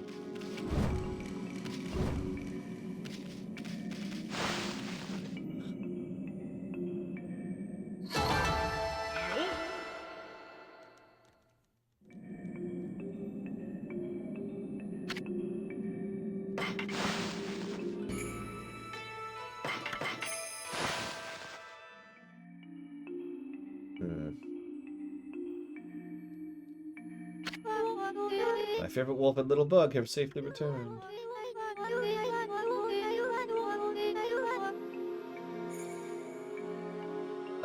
Which game, Mr. Red? I'm sorry. When the windmill at the shrine began spinning, I knew it was you. A most refreshing wind began to blow down into our village. You have defeated Crimson Helm and restored the Divine Wind. Keen-eyed warriors rejoice, but they're a handful as usual. I don't know how to thank you for all you've done. I, too, would like to give thanks to these heroic travelers. And Princess Fuse, the last of the Satomi house, you have done well. What, do you know Princess Fuse? Indeed, I was her husband and head priest of the shrine. My lingering fears about Kuza village kept my spirit here. But thanks to you, I can now travel to the great beyond. Princess Fuse and the canine warriors have much to learn, but I have no doubt they will prosper. Farewell. Peace and long life. Bonk.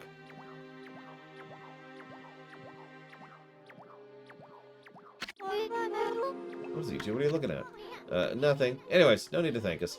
Just keep protecting the village. I've been rather feeble since the last head priest perished. But as head priestess, I will now dedicate my life to servitude.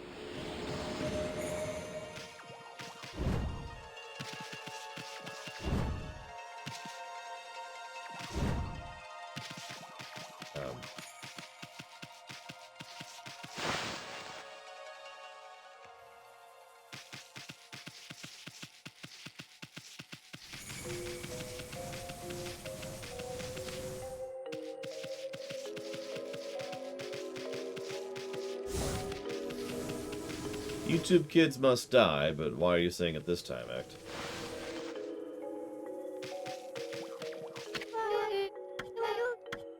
Yeah, can you get out of my way?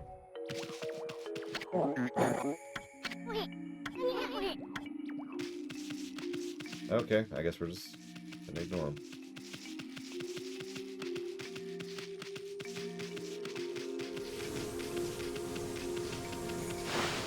I mean, what really irritates me is the idea of a YouTube Kids makes perfect sense to me. Really. This is content that is safe for kids. There you go. Bam. The problem is everything about the implementation irritates the snot out of me.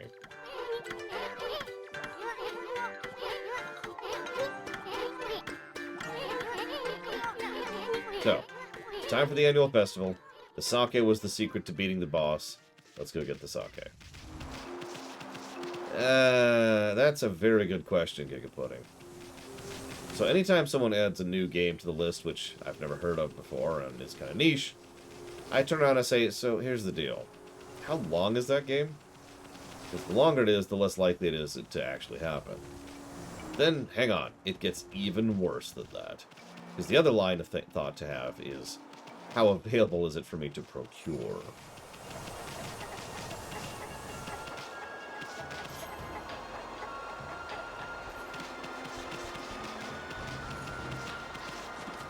And the third line of thought... Look at my phone again. What's going on here?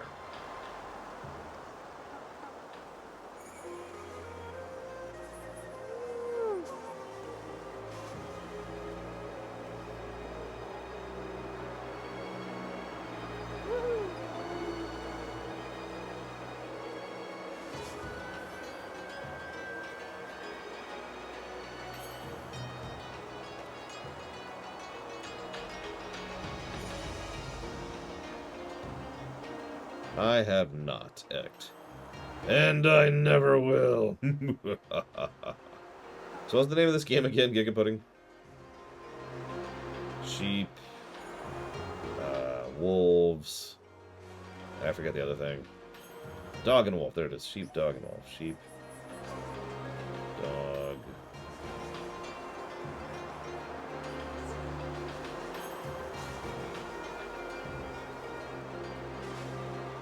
I'm not even finding it.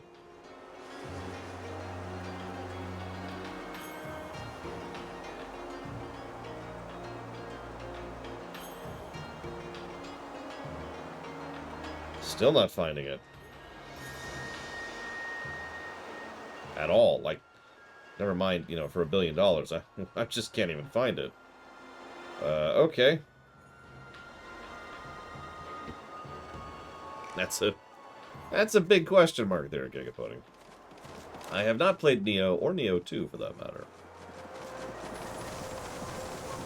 I am, of course, searching on Amazon, the only option.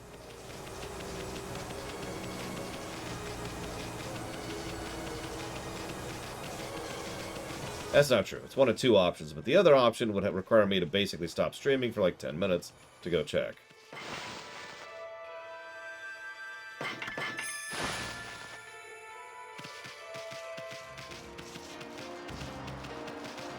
The other option is to pull up my PlayStation 3, laboriously connect to the store, and then see if it's available there in digital format. Okay, so hang on. Let's see if I can find this.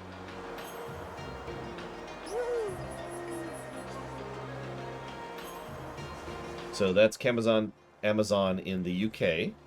Giga Pudding. Still not finding it here in the States.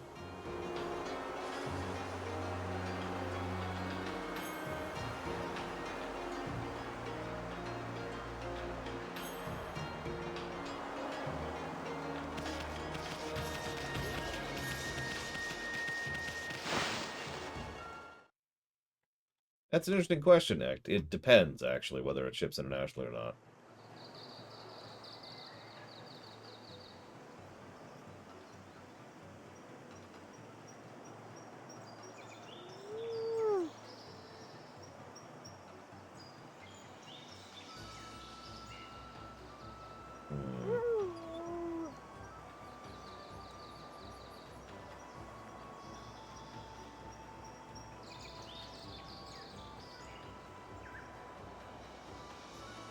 Of course, it doesn't tell me. Whatever. Whatever. Either way, Giga Pudding. GOG can be legit, yes, sometimes. It depends. There are plenty of games on GOG I have not been able to get into runnable or streamable format. You really want me to do this? All right. Hang on. Let's really hit the stream breaks. Hang on.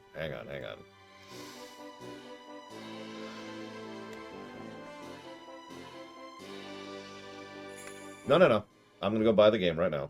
Because the only way to actually make sure whether it's runnable or streamable or not is literally to buy it and test it manually.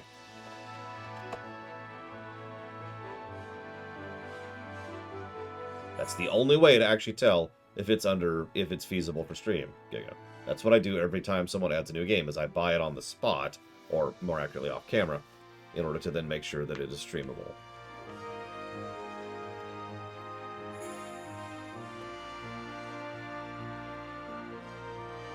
Is the story good? Is there a story? Would be my immediate question to that.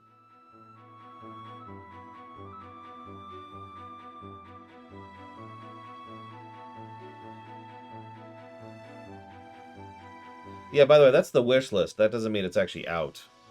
Giga Pudding.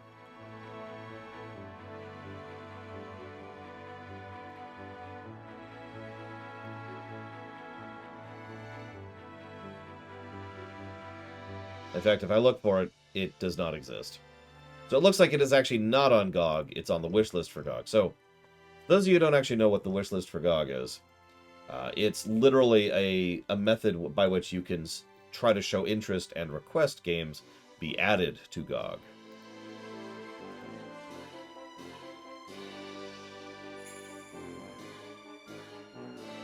But that does not mean they're on GOG.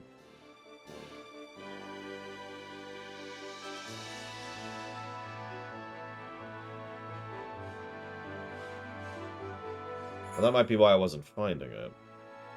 Are there Nintendo games on there? No. Or at least there shouldn't be. There might be, but there shouldn't be.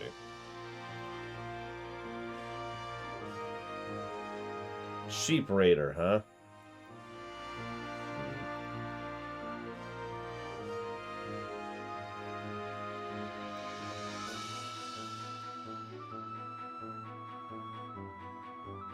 Good morning, Savicom. Still not finding it.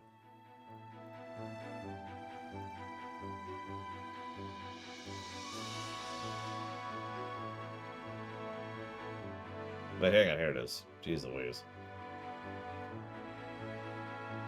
Okay, good news, Giga Pudding. The answer is no. Whew, okay, we did it. All right. We're good. It's $100. And I have a pretty hard cap ceiling on what I'm willing to pay for a game for the stream.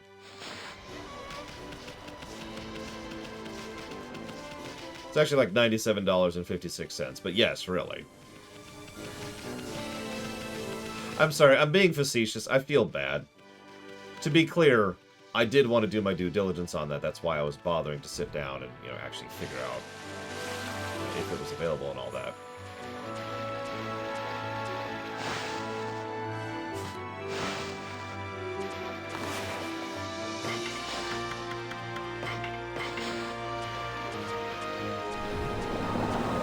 Looney Tunes Sheep Raider is what it's called here in the States. It was like 50-something, act.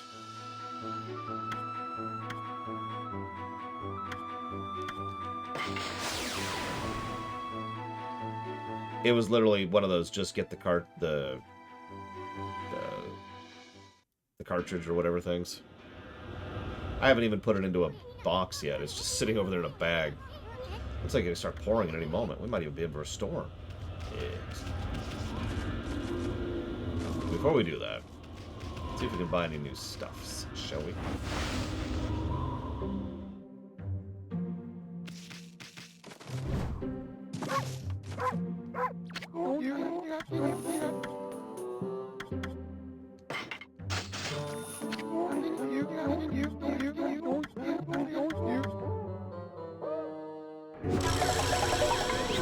Am I enjoying the game?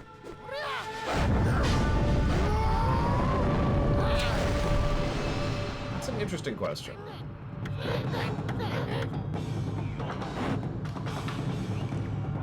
Yeah, yes and no really does feel like the right answer.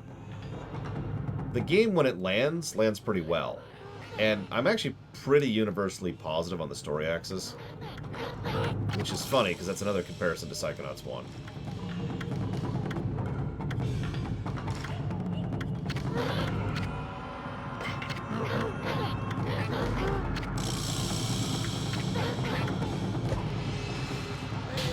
The gameplay is a lot more mixed.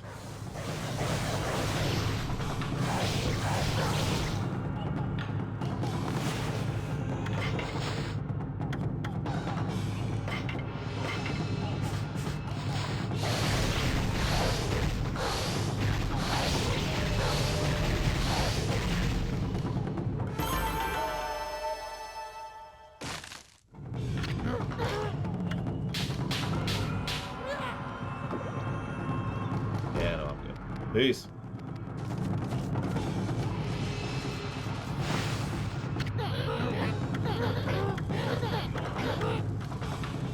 What the hell is Golden Fury? And no. I also haven't gotten a single demon thing, despite attempting to several times. I gave up on it.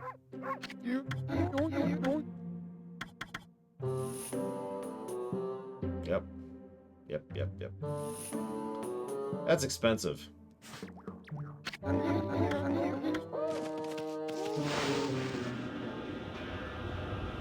You gotta explain to me how a Looney Tunes game got you into English, though, Gigaputty.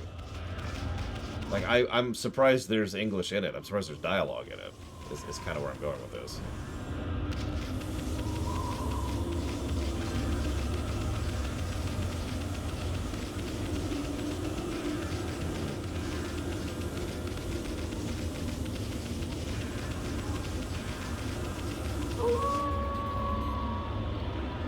It's day, if you can tell.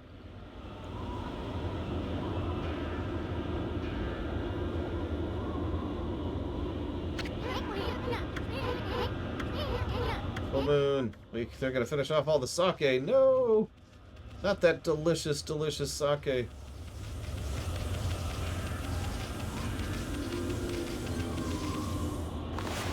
Thank you, Pretzel. Always. I will jot that down for Steins Gate Elite. I don't remember what type of game that is anymore. What genre. I mean, it's been a while.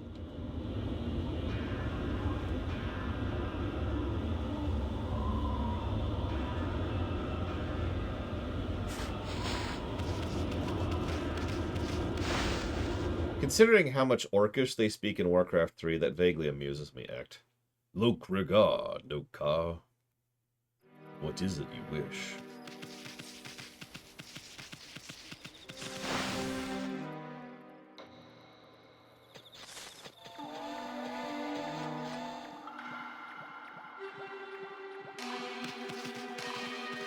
Osh, Barosh!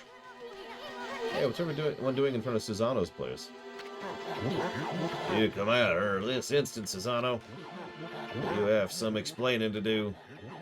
How could you have drunk the sacred sake meant for Konohana? Susano did what? You come out, Susano. I'm mad at you. You must have had some reason to drink up the 8 purification sake. It's bad. Why would you drink all the 8 purification sake, Pops? I don't care if it's so special. I couldn't help myself. I just had to have a drink. Well, it wasn't any old sake, and this isn't any old festival. It's been exactly 100 years since Nagi and Shiranui's great victory. That's the 17,000th time we've said that. We've even been blessed by a glorious full moon. How could you have done such a despicable thing? Leave me alone. I don't care about Nagi and his flea-bag friend. I am Susano, greatest warrior ever lived. Hiccup. Isn't a drop of 8 purification sake left? Susano was acting like a madman when he returned to the village. Drank all the sacred sake and then holed up in his house. Well, time to burn them out. All the sacred sake Kushe brewed is gone. Why do you have to go and do that? This is terrible. I mean, 8 purification... Jesus Christ, I get it! Please stop repeating yourself. This is actually irritating me.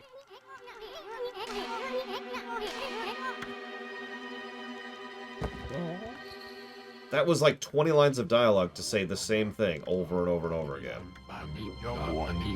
He's finally saying something new. I'm the one to blame for all your misfortunes. That's right, you fool. Do you realize what a fix we're in now without any sacred sake? It was I who committed that unspeakable act at the Moon Cave. It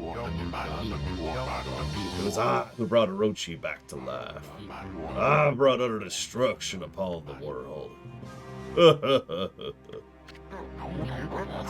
What's that fool talking about? I was sick of hearing about how I'm a descendant of Nagi.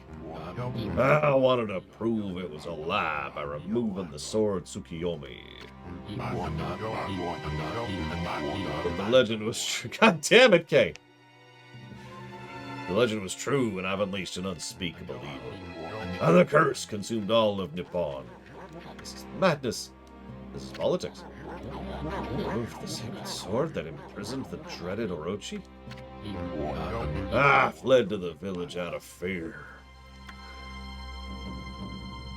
And I blocked its entrance with a boulder, which apparently he could just carry by himself, and hid underground. After that I tried fleeing here, there. The gods would not leave me be. Ever they stared down at me. They let it be known that I'd never be forgiven. At least, not until I slew the dreaded Orochi. Sob. I know that Tsukiyomi was removed, and the Moon Cave vanished. What Susanna said is true. It would mean Orochi's rite of sacrifice.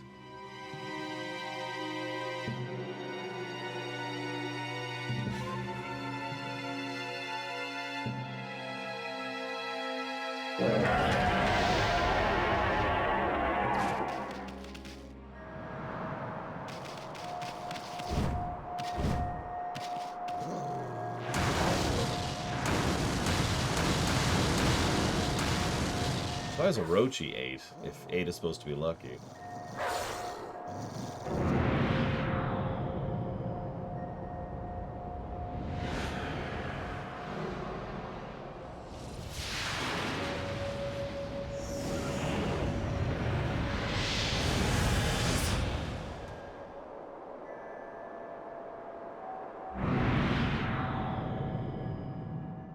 No.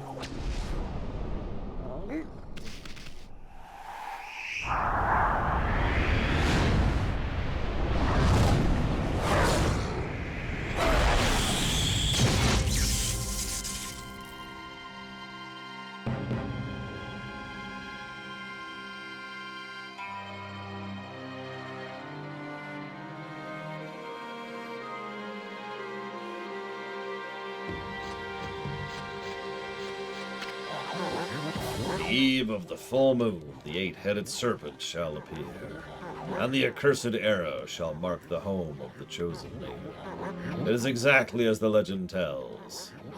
If we don't offer the chosen maiden as a sacrifice, our entire village will be wiped off the face of the earth. So we're kind of wrapping up to the outro here. I'll be curious how the final dungeon rates. Susanna, you're no coward. If the gods tell you to fight, you're the only one who can. You can do it. After all, you saved me, didn't you? I know you can do it. I know you'll come. Wait, Kushi. You're not going to... Tor.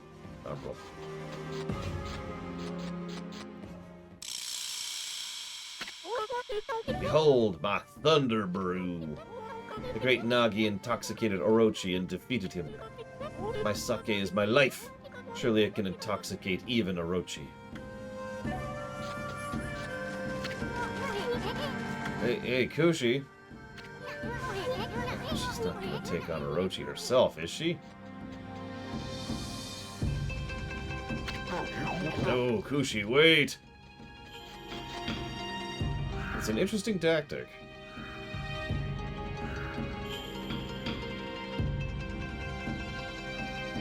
Sake is hard liquor.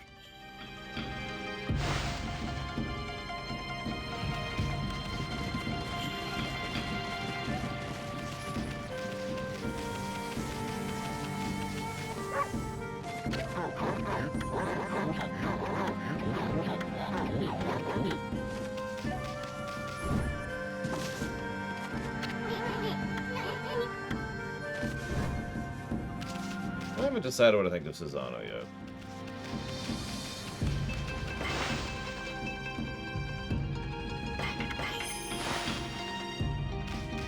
I mean, it's Thunder Brew.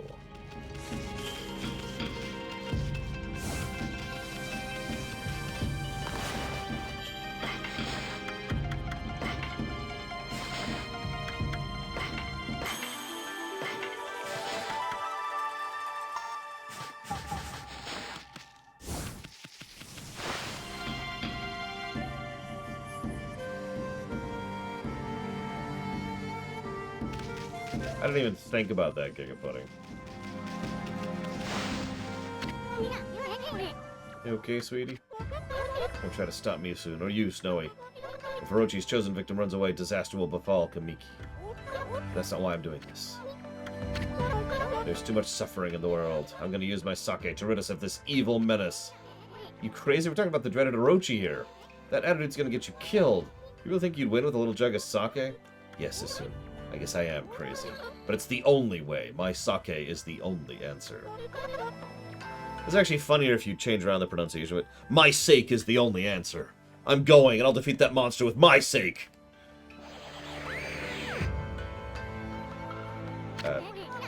You two, Ami. Dang it, why y'all getting worked up? There's no hope of winning. Well, don't say I didn't warn you. On the way to the final battle.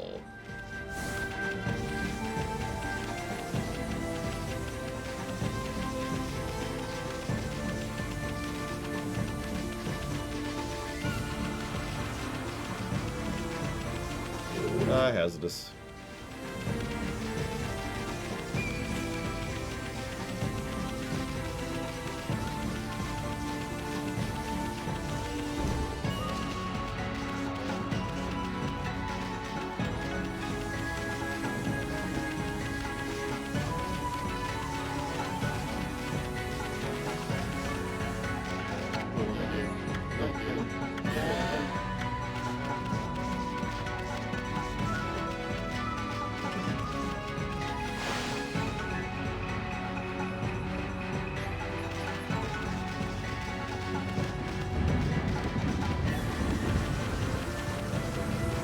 Origin of all that is good, Giga Pudding.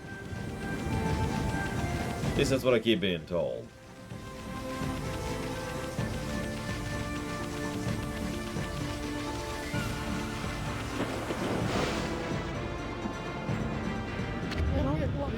I knew you'd come. I take it you enjoyed your rendezvous with the sacrificial girl. None of your business, you half-baked prophet.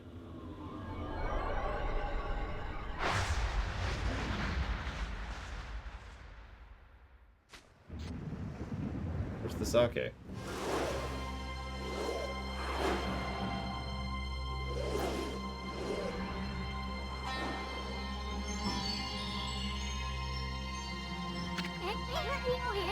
Hey, that's the serpent's crystal he stole from us. Yes, Amaterasu actually shoots shotguns that shoot chainsaws. It's why she's so awesome.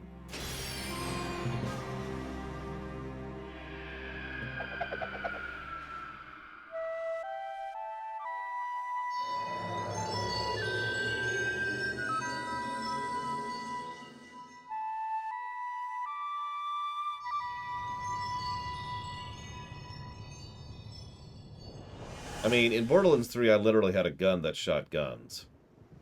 But that's kind of unrelated. And you only get it at the end of the game. The end of the vanilla game. Well, the moon cave's open. Yeah, you've played your part. Now leave the rest to me.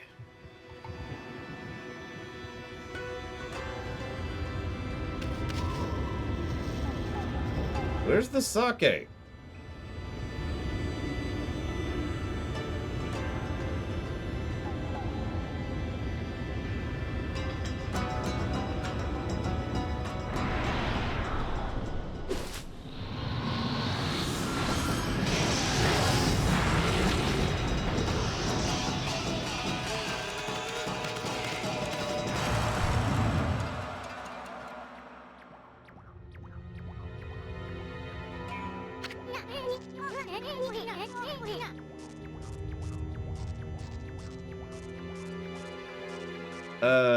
Should be Mr. Ed. If it's not, it's under encounter rate. But it should be under encounter design. Is the saying, like a moth to a flame, ring a bells? I mean, you went in on your own accord. Of course, only one other besides the victim is supposed to get in. I guess you really don't count, my little bouncing friend. Dang it! As if it was set up again. But were you not planning to enter the cave anyway, ma chérie? It is time for you to shine. Let me leave you with this little prophecy. Look, the moon! The moon! The moon came out. Pardon, ma chérie. That wasn't a very good one. Au revoir. I have played all 3 Infamous games, actually. But not the 15, just the 3.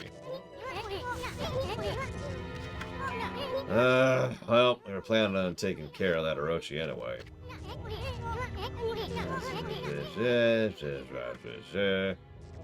My favorite among them?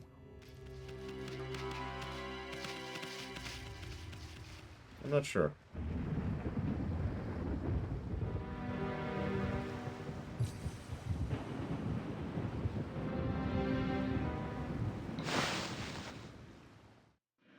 It's so delicious. Everyone keeps saying that, and it keeps making me more and more wanting Oreos. Speaking of which, Dungeon 3.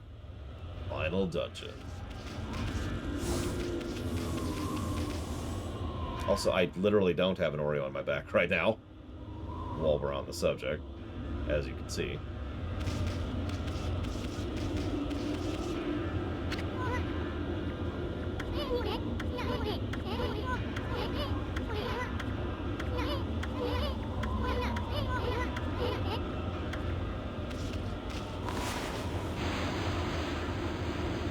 That's not working. Jump!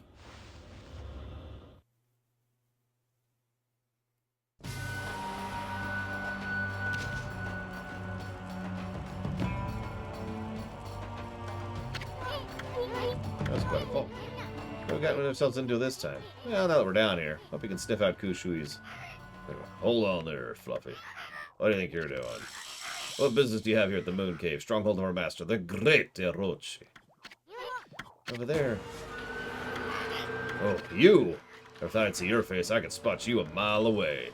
Fixing for a fight, you chumps? Well, we don't have time to play around with bit players like you, but if you insist, hurry up. Well, you're just a dumb old wolf.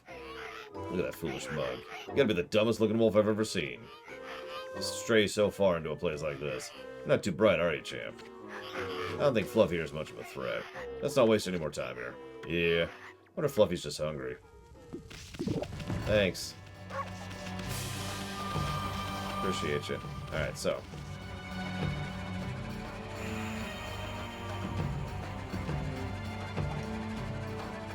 Why is evil stuff purple? I like purple.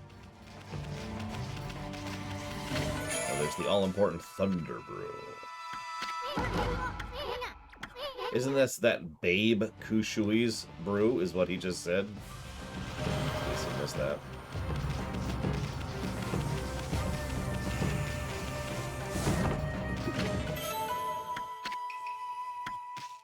But yes, there's some very color codingness going on here, which is good.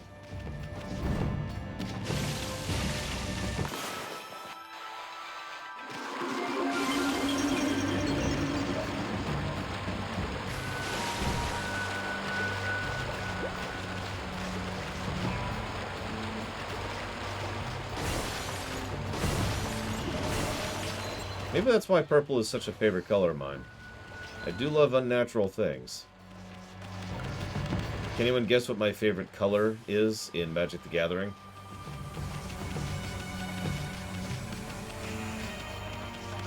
You know, what type of deck I tend to use? Green's a good guess. White's a good guess. White's still a good guess. Blue is a terrible guess. I don't like blue decks. No, Gary was the blue deck. Pink doesn't exist. A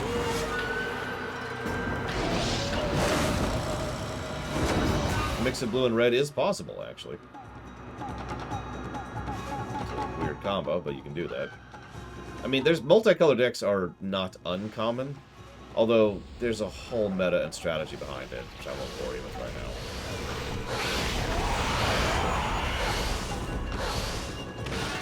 No, that really would be blue and red.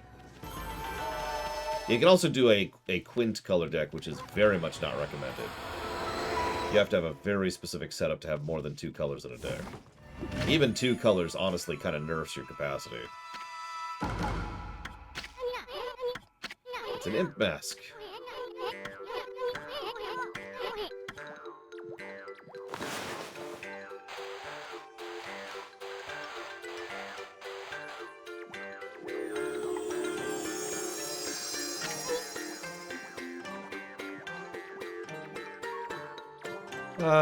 Thank you, the Crow.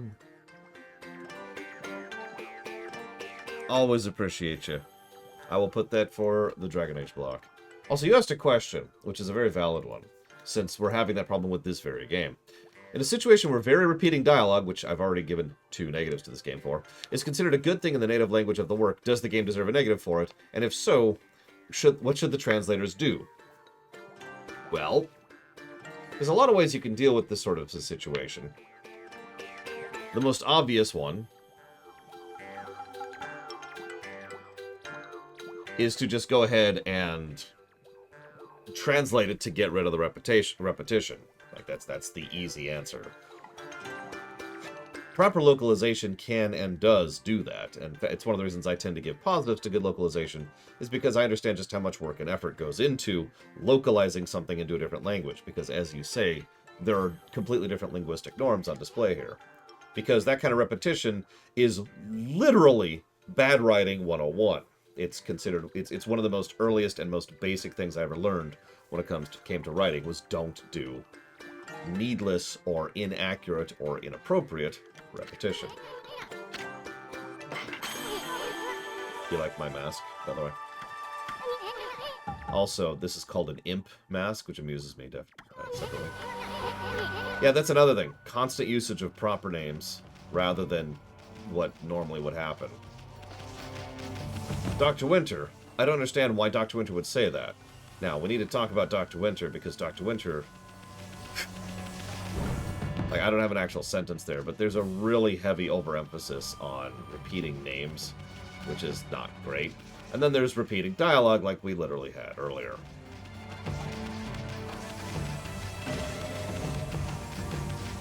Hi, Evo. I was hoping you would show up, but I can't remember why now, so that's whatever, I suppose. What are you doing here? Looking for intruders? There's that silly-looking wolf a while back. But not anything else of the ordinary. We got this place covered. Get back to your post. That post. Sacrificial ceremony for the great Orochi is to be held today. Everyone's busy getting ready. There's no time to play around. What are you waiting for? Get in there. Oh, okay. On it.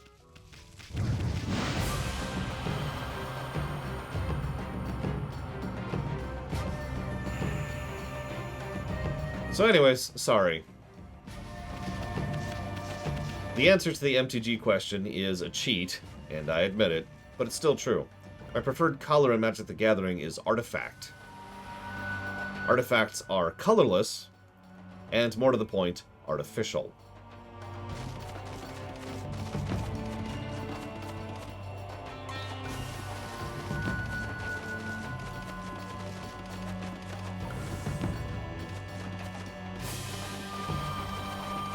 Which game is worse with repeats?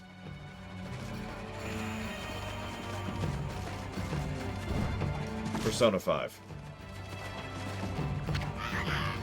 The appetizer. Lord Orochi always demands an appetizer before he dines on his human sacrifice. What's taking so long? Should have been ready by now. Lord Orochi's gonna chew us up and spit us out if we don't hurry. What on earth are those darn cooks doing? No, I wanted the expert skills of a wordsmith, and of course now I don't remember what I was asking for, so whatever.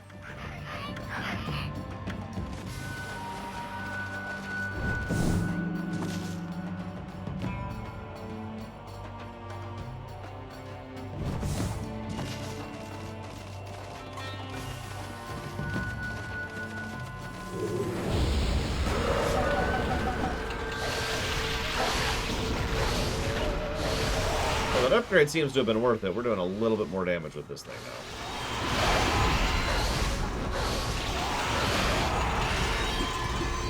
Least favorite color in Magic the Gathering? Blue, I think. Unless you mean in real life, which is a very different question.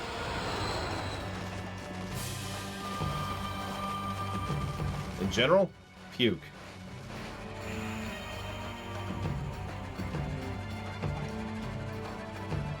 For real, Svatoslav?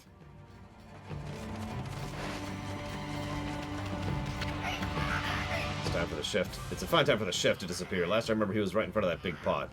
Oh, where can he be?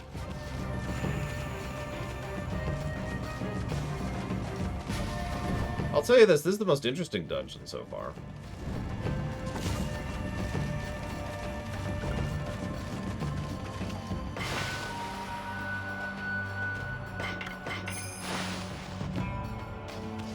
I mean, puke green is a color, yes.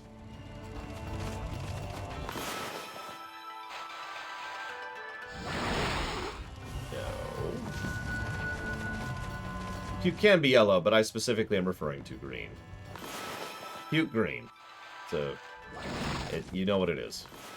I don't have to explain anymore. You understand the color I'm referring to. I did. I even gave a lengthy explanation for how you could fix it the crow.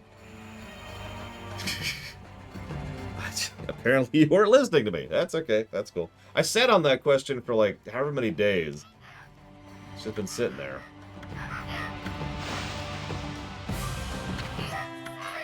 That was a close one, darling. I'm the fabulous head chef of the kitchen, by the way.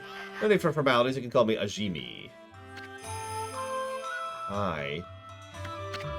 I was cooking with such tender, loving care that I totally spaced out and almost cooked my own goose. Tender, loving care? What an absolutely fabulous mask you have there, sweetheart. Say, how'd you like to be my assistant? I have to whip up a lip-smacking appetizer to whet Lord Orochi's appetite before the time comes for the human sacrifice course. Please, I'll make it worth your while. Wait, we didn't come here to help. Oh, never mind that. It's just that I've run into a wee bit of a problem. I'm almost done, but alas, I've run out of secret ingredients. I could finish up without them, but then I wouldn't be putting my heart into my beloved's meal. Beloved? I can relate your obsession to detail. I mean, quality does suffer when you cut corners. All artists know that. Anyway, I'm in, fruitcake. Ah, fabulous news. There are 4 secret ingredients you need to find. Now pay attention. They're in the moon cave. Ogre liver, lips of ice, eyeball fire, black demon horn.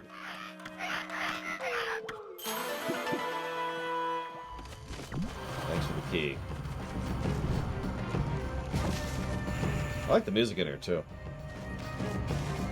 I do actually need a Blue Guard 6. It is a difficult task, that's why I assigned it to Galtori. She's an excellent actress. But if you want to try it, go for it. Not going to promise I'm going to take it, I'm just saying. You can go for it.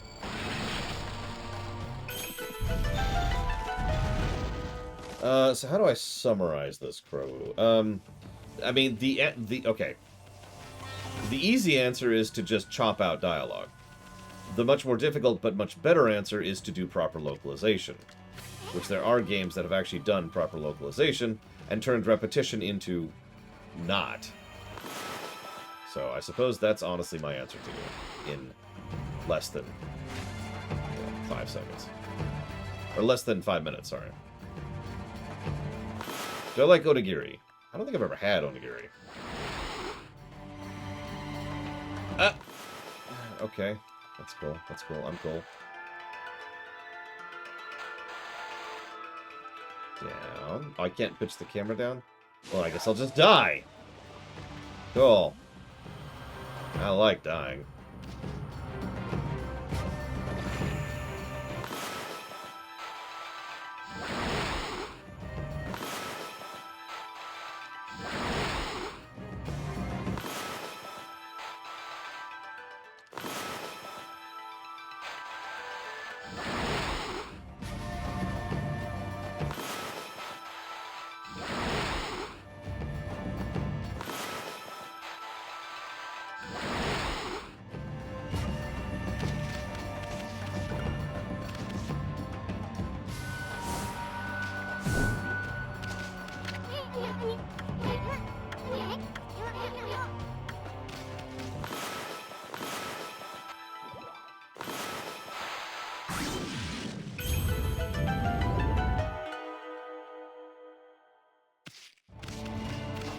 Well, you say that, Evo, but apparently repetition is really normal in Japanese, which is why in English we get so much damn repetition when they translate it. I have to say apparently because I'm going off of information I'm told, not the stuff I've researched.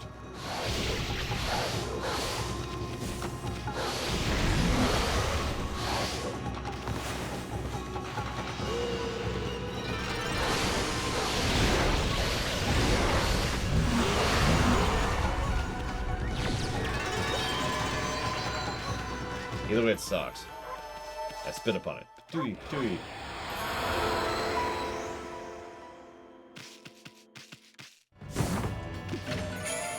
Ogre liver. Gross.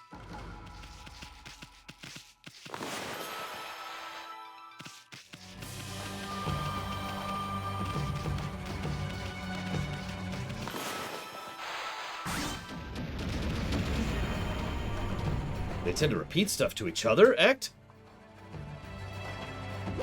It was okay, Dr. Winter. What I'm thinking right now is baking the bosses in as a single positive, rather than a positive per boss, which is why I still have just bosses question mark written down in the document. Do I read? No. What's my favorite author? Timothy Zahn. So what you're saying is Kenton is talking about how many conversations they've had when somebody wasn't following along. So if we were to just repeat stuff to each other. Sorry, I'll stop. Damn it. Hang on. Sorry. I need to just fix this permanently. Let's just do this right now. We're going to do it right now. Doing it live.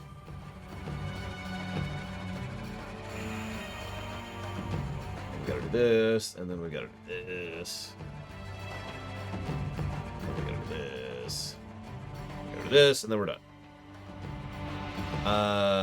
So Walker wants to add a game to the list. What's your backup, Walker, first of all?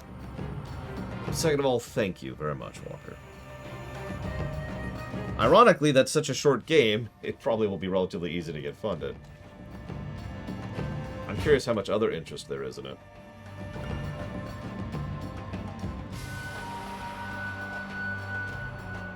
I mean, like I said, it's a Japanese thing, and so it comes up in a lot of things that come from Japan.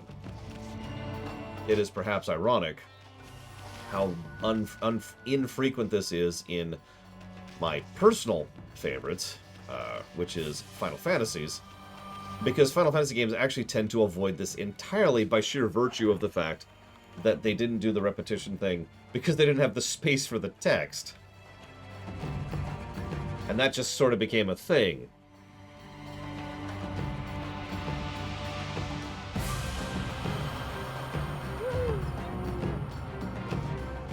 Do I really have to do this to get... Okay, whatever. And I'll put that towards a short hike as the backup option. I don't anticipate any problems, but, you know, there's a reason we have the backup process. So, thank you again, Walker.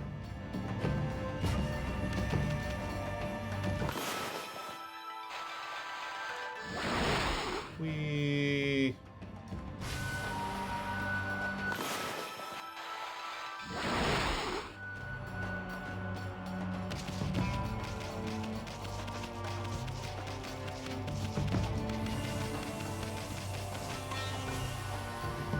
Yes, I know. Thank you, game. This game is extraordinarily tutorialized. Not in a good way.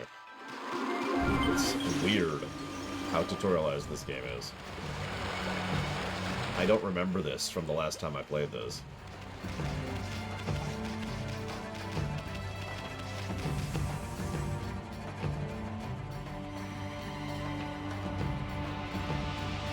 I'm sorry, I don't mean to sound negative.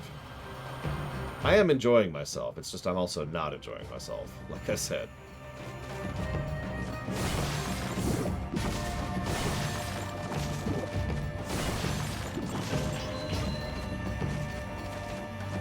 Although, ironically, my biggest complaint about this game, we haven't reached yet.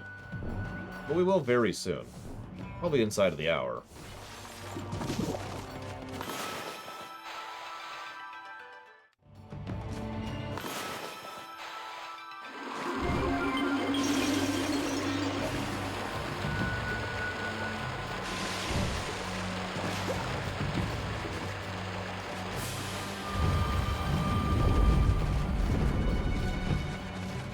I will say this is the best dungeon so far, and the first dungeon I'll think of giving its own positive.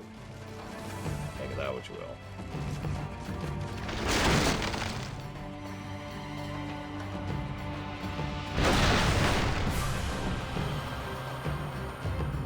Well, now I'm down here.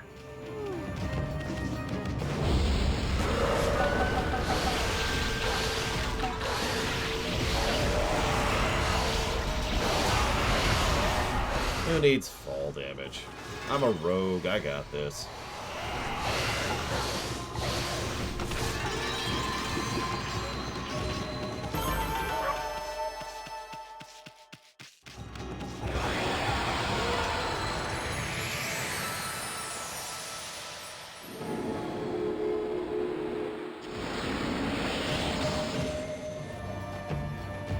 I mean, I don't know if I agree with that, Evo. Because I tend to think that there's a very careful and precise art into making dialogue flow and sound natural. It's one of the reasons why one of the biggest pieces of advice I always give people is say it out loud as you're doing your editing pass and writing it.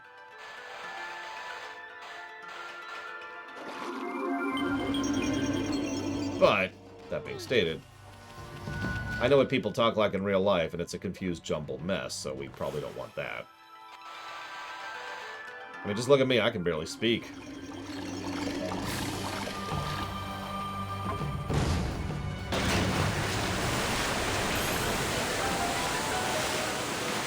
I've seen that game on the NES Act. I've also seen a game they did more recently about that, but I have not played either.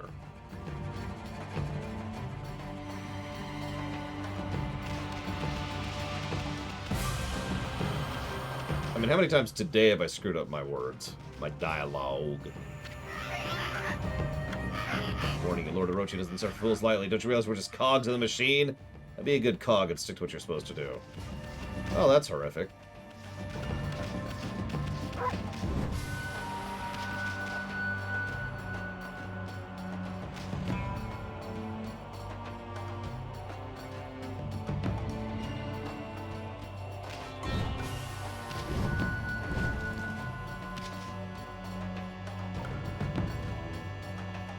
Listen, we don't have weird dialogue. Honestly, do we even have storytelling? See, I bet Evo's super into Chinese mythos just because of how weird it is. And evil. Very evil.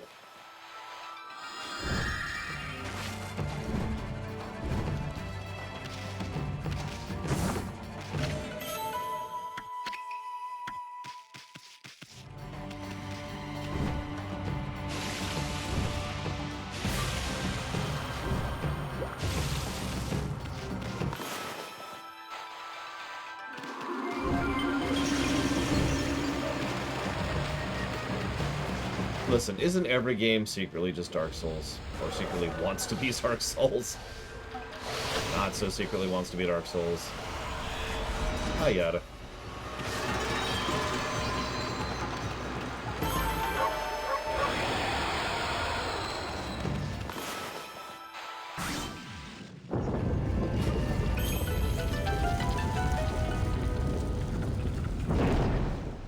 Technically, no, Trihexia.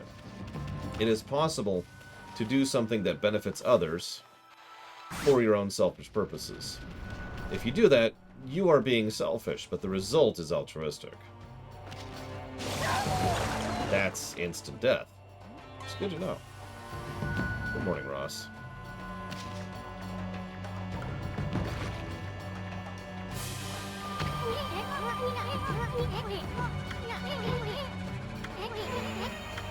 Got it.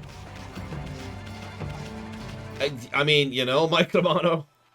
By the way, has it gotten any better? I know you mentioned you had a stutter buffering earlier, but has it at least gotten better on the 160p?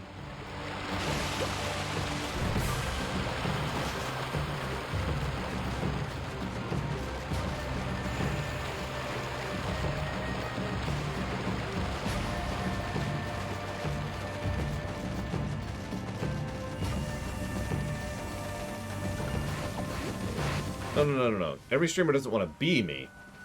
They just want me. I can't even say that with a straight face. Demonic Ice. That's a new one. Okay. Oh, yeah, no. Like, we've taken so long, Orochi has totally already eaten her. It's like, I'm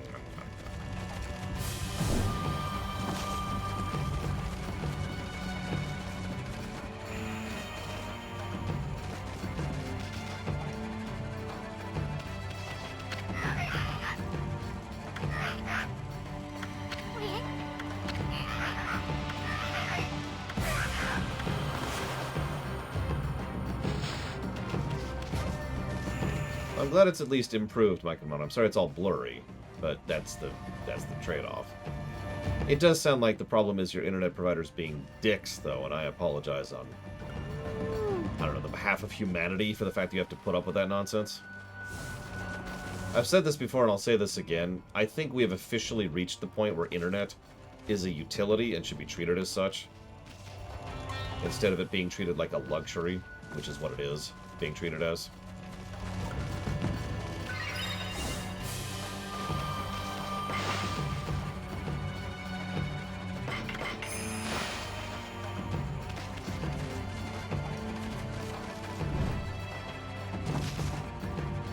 So I don't know how to get through the ice, or rather I can't get through the ice.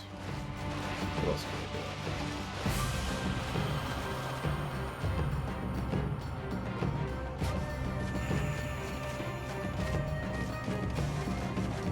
do? I mean, the only... Yeah, obviously it's relevant for a personal perspective, but why don't you think about how many businesses literally rely upon the internet at this point in time? Like, say, banks or grocery stores or any kind of food distribution or anything medical.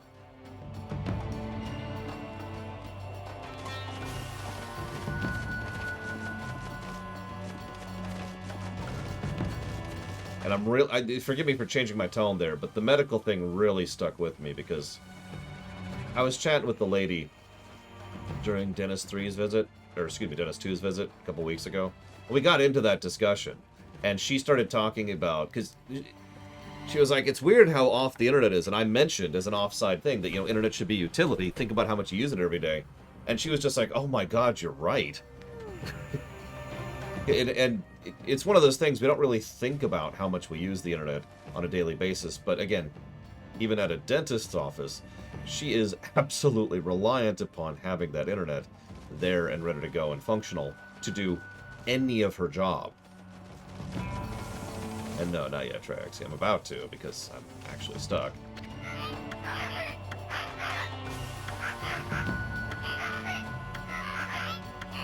Never mind, I figured out what to do. Boop.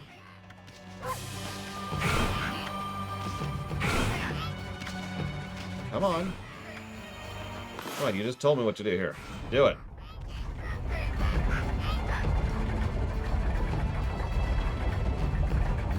Oh, I gotta keep doing it. Okay.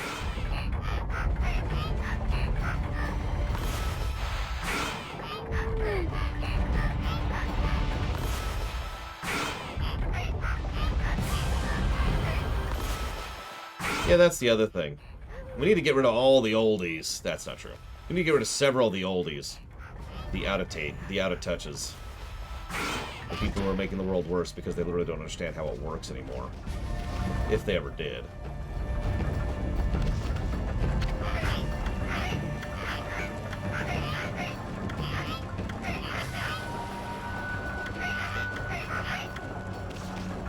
Well, you gotta love your work. That person added a really hard mechanism to open the door. And it amuses him to watch people fail to open the door. Back in my day! You know, it's funny since I'm 40 years old, but I absolutely tend to think of myself more as part of the younger generation. Probably because I was actually born at at the 80s confluence. AKA, I was around when, long-distance phone calls was a thing you had to pay extra for, and air conditioning wasn't common. But I've also been around for the development of all the things that have completely changed society, so I know that society has changed!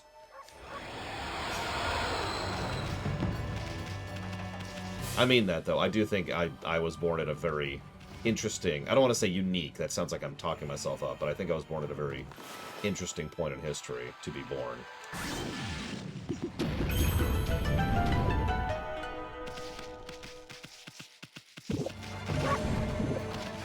And of course, I'm not unique in that. A lot of people were born, late 70s, early 80s. 82 here, obviously. That's interesting.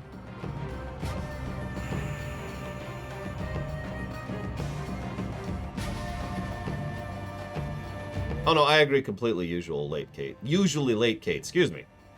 Let's bring that up. Not the ingredients thing, on the writing thing. What I tend to do when I write dialogue is I don't actually write dialogue first. I write where I need the conversation to go. And then I go back through and it's like, okay, what would they actually be saying here? And then do a couple more polishing passes because that's how I do things.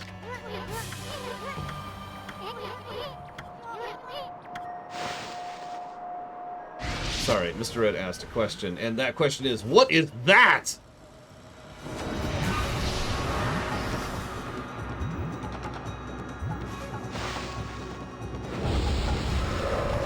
Oh no, I actually think I was born at the time I needed to be born at, if that makes any sense. I would not want to be younger or older. At least not until my next loop through, obviously. Okay, so Mr. Red asked me about specifically bosses, weaknesses, and damage tables.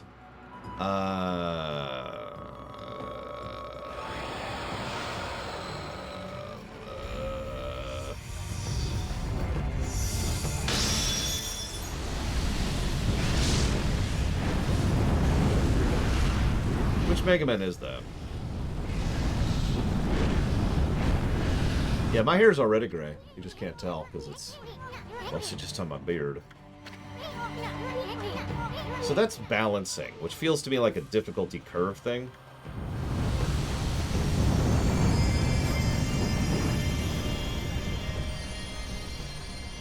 If it's not already under difficulty curve, then we'll put it somewhere else. Oh my god, it's gonna happen, Evo. Hopefully for real this time.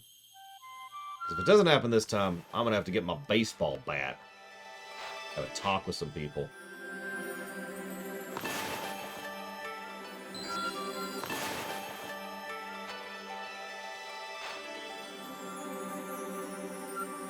Hey, what?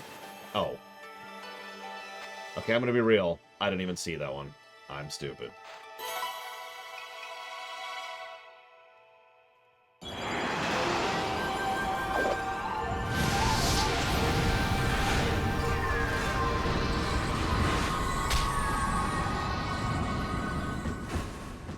Ah.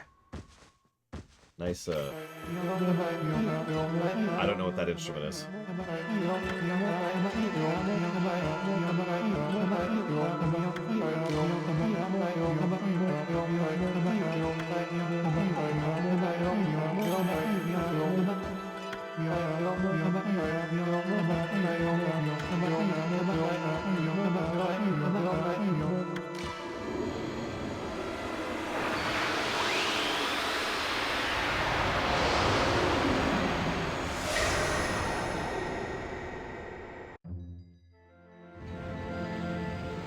I mean, he generates its own flame, so that makes sense.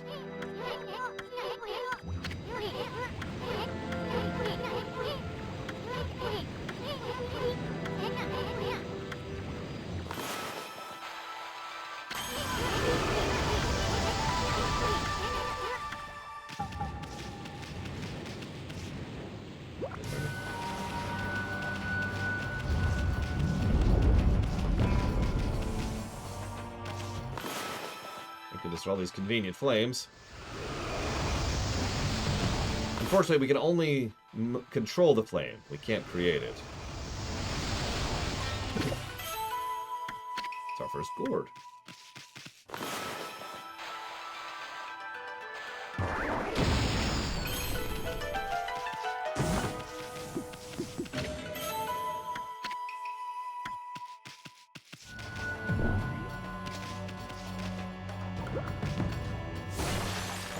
I mean, I'm the wrong person to ask about that kind of thing, Evo. I've been social since I was very young. But I do hope you enjoy your social interaction. For real.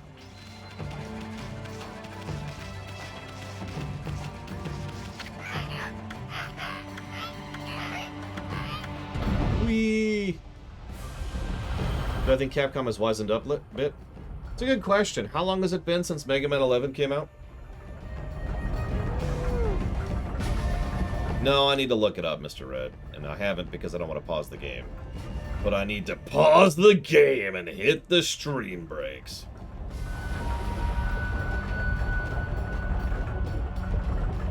In a minute. This actually probably would have been a perfect time to do that, but I didn't realize that because I'm a moron.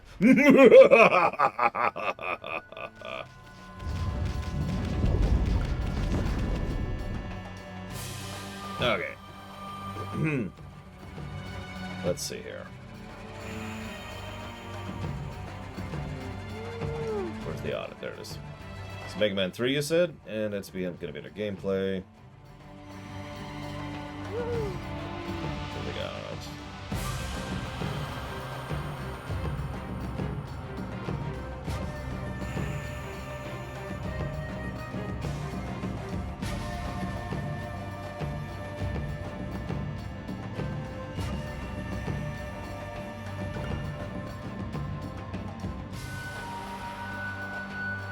I am super not special. I'm just dumb.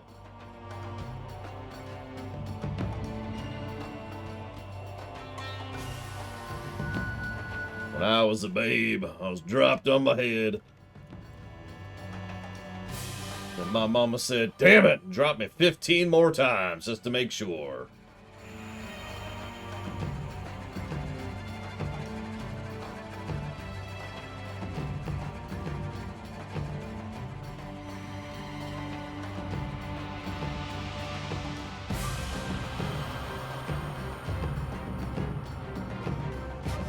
That's when my southern accent, which is terrible, I feel like reminding you, was born. Any questions?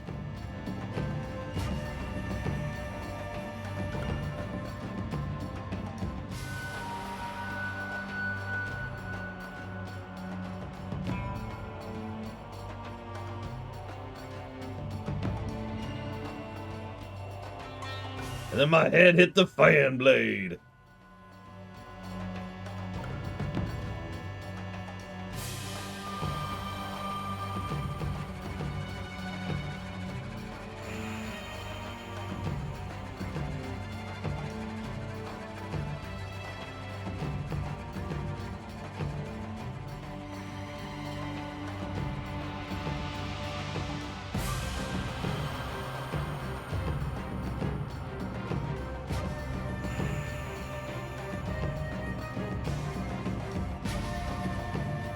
So I put it under kit, Mr. Red.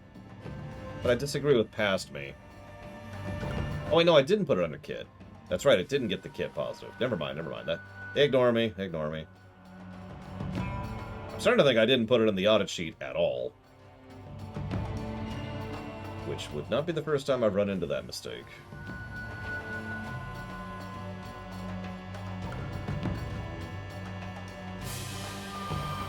Why I'm so stringent about doing it as carefully as I can nowadays.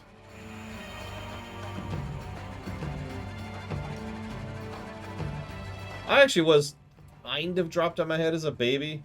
Like a few hour old.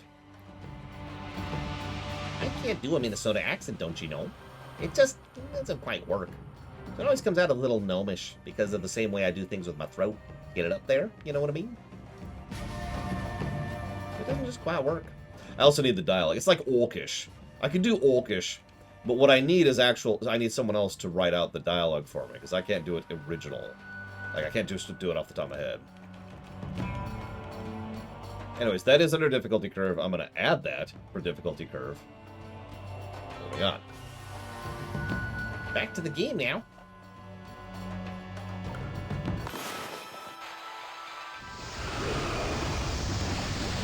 There's no accent that can be done, Gigapoddin. I'm afraid the only accent you could ever possibly do is your own. Now, there's nothing wrong with it, obviously. It's just the accent that you speak with. So I wouldn't worry about it too much. Now, if you'll excuse me, I need to kill some fish lips that are on a giant fan. I feel like these enemies were in Final Fantasy V as well. Can't even see where I am. God dang it, game.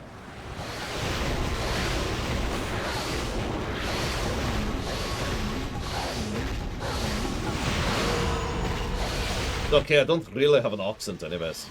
Unlike everyone else in the world.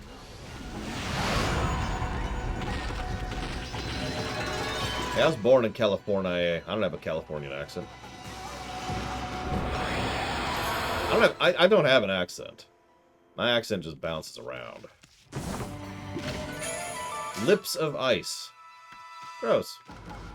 Moving on. Okay.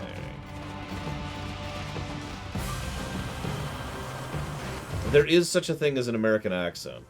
Ironically, I don't have a particularly good American accent.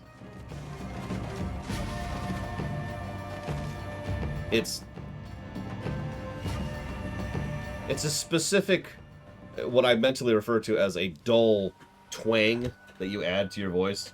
That's ignoring the fact that obviously that there are dozens upon dozens of accents in the United States. That's just whatever.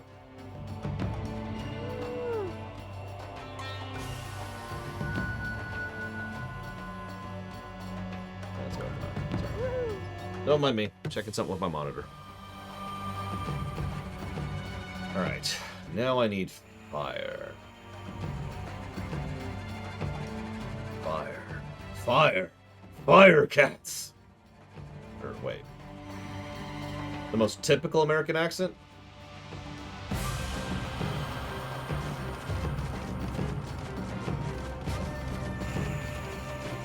Honestly, probably the West Coast in general. Seattle, Oregon, California. People talk about the surfer dude thing, but no, most people there just have a very typical American accent. It's what you are probably thinking of when you think of American accent.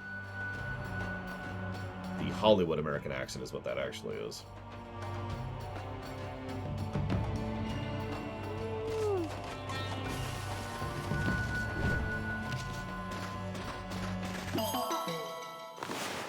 I can't do British at all. It always makes me sad. It's supposed to be the easiest accent to do. Can't do it at all. But yeah, I've been to places where the southern drawl is real, but of course, if you say southern, then you're still wrong. Because there's no such thing as a southern accent. There's like 5 southern accents. But I mean, that's the same thing everywhere, right? What's a British accent? Because there's several of those, too. All fascinating, really. I'm not trying to sound all hoity-toity. It's actually just interesting to me how much accents vary. How much nuance there is to them. And language is interesting in general. Yeah, you get to, I'll tell you one. When I went to Indiana for the first time, I was, like, blown away by the accents there. Most people spoke it, too. I can't emulate it. Don't ask me to try. It was a nice accent, though. A good drawl. I liked it.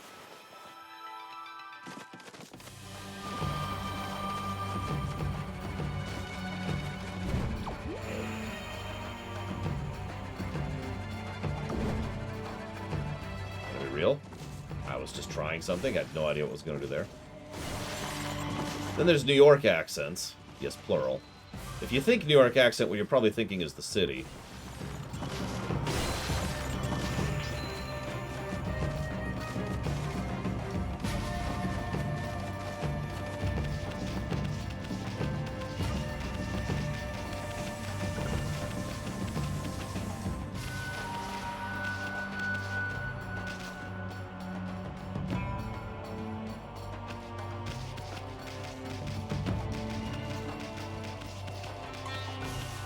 Well, if it makes you feel any better, Surf, the motion controls were only in the Wii version.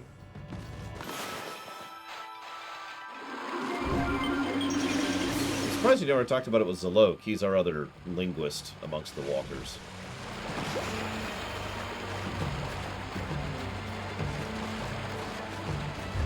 He actually yelled at me for how non-realistic Imperial was, which it is. It is a constructed language, after all.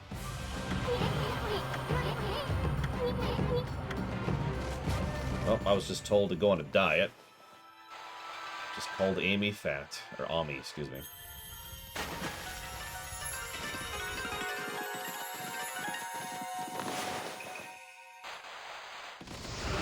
Like you do.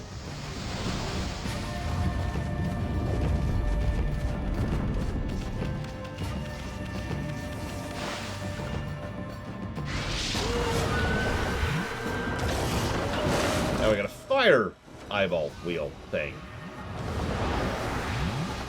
Oh yeah, we don't talk about French Canada. That's its own thing.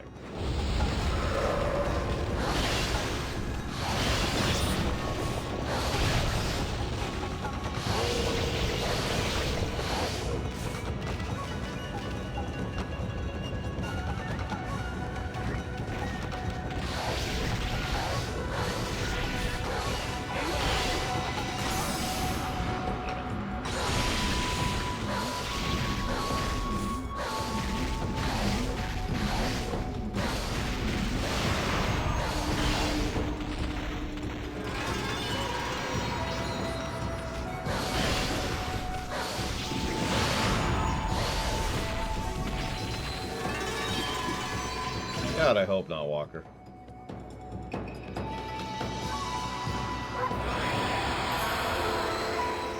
Well, obviously, Evo. If all you're gonna do is point out flaws in my language...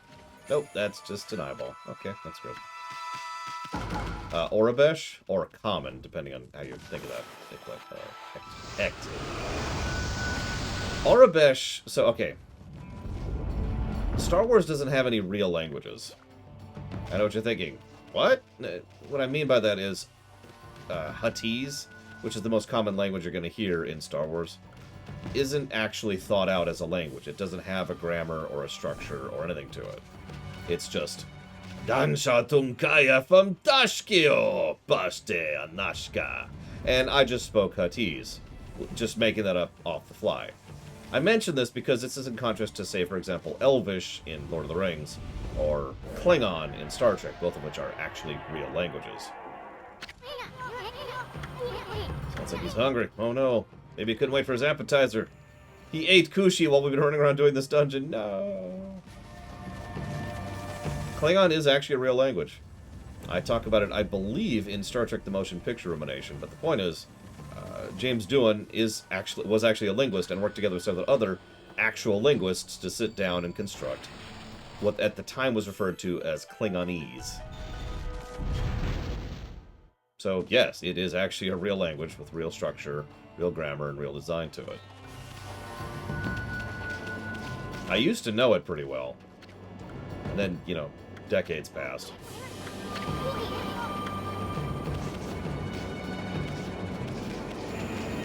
Oh, I already hate this.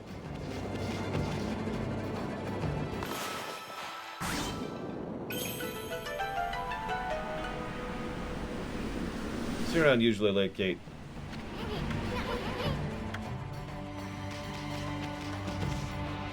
Yeah, I hate this. Alright.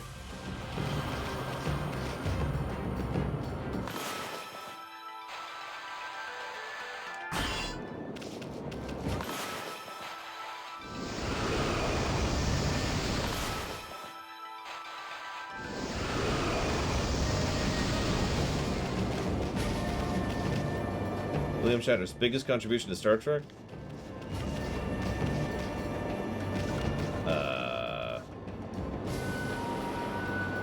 That's a good question.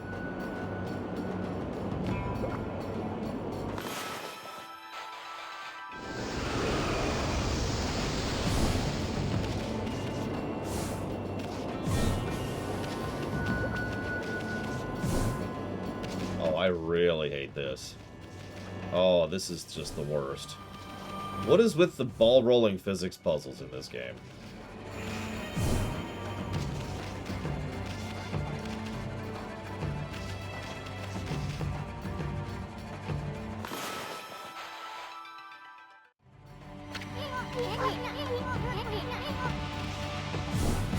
And over the ledge. Oh, this... okay.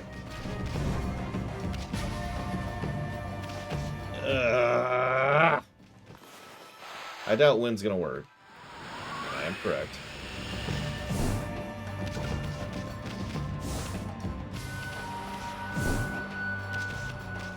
No. Other way. Other way. No, other way.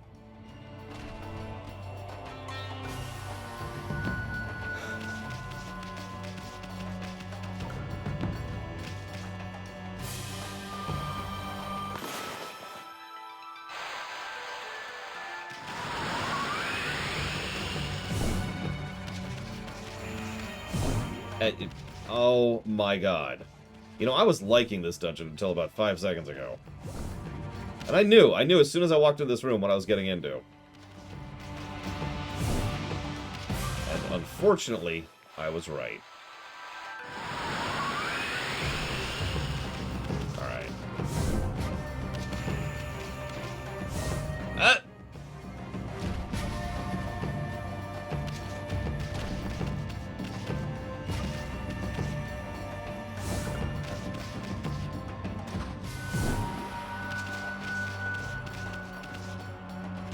Wow. This is just my life now. This is just my life.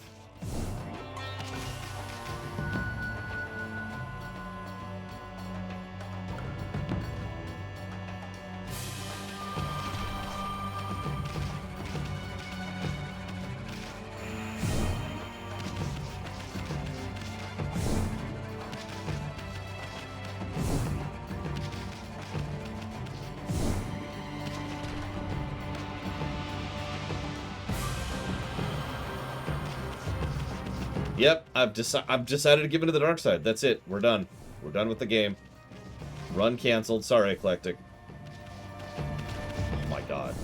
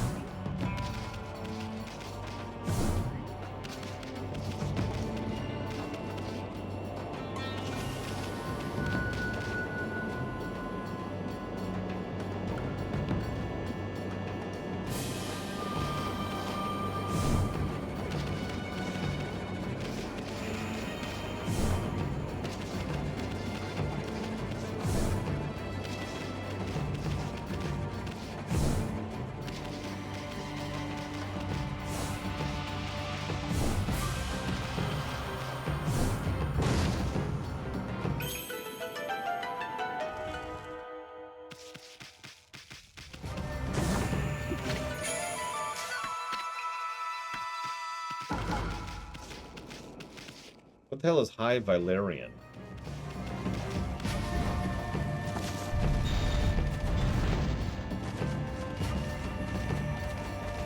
Valerian? Whatever. What'd that be, yo?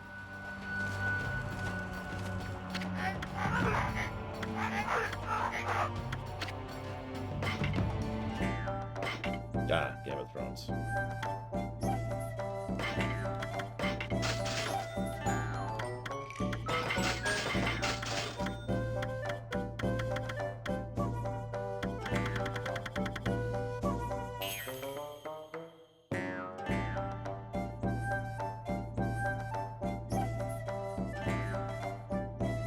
The hell is this?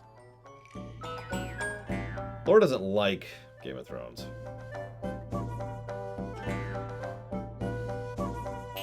I say that feels like a weapon or something.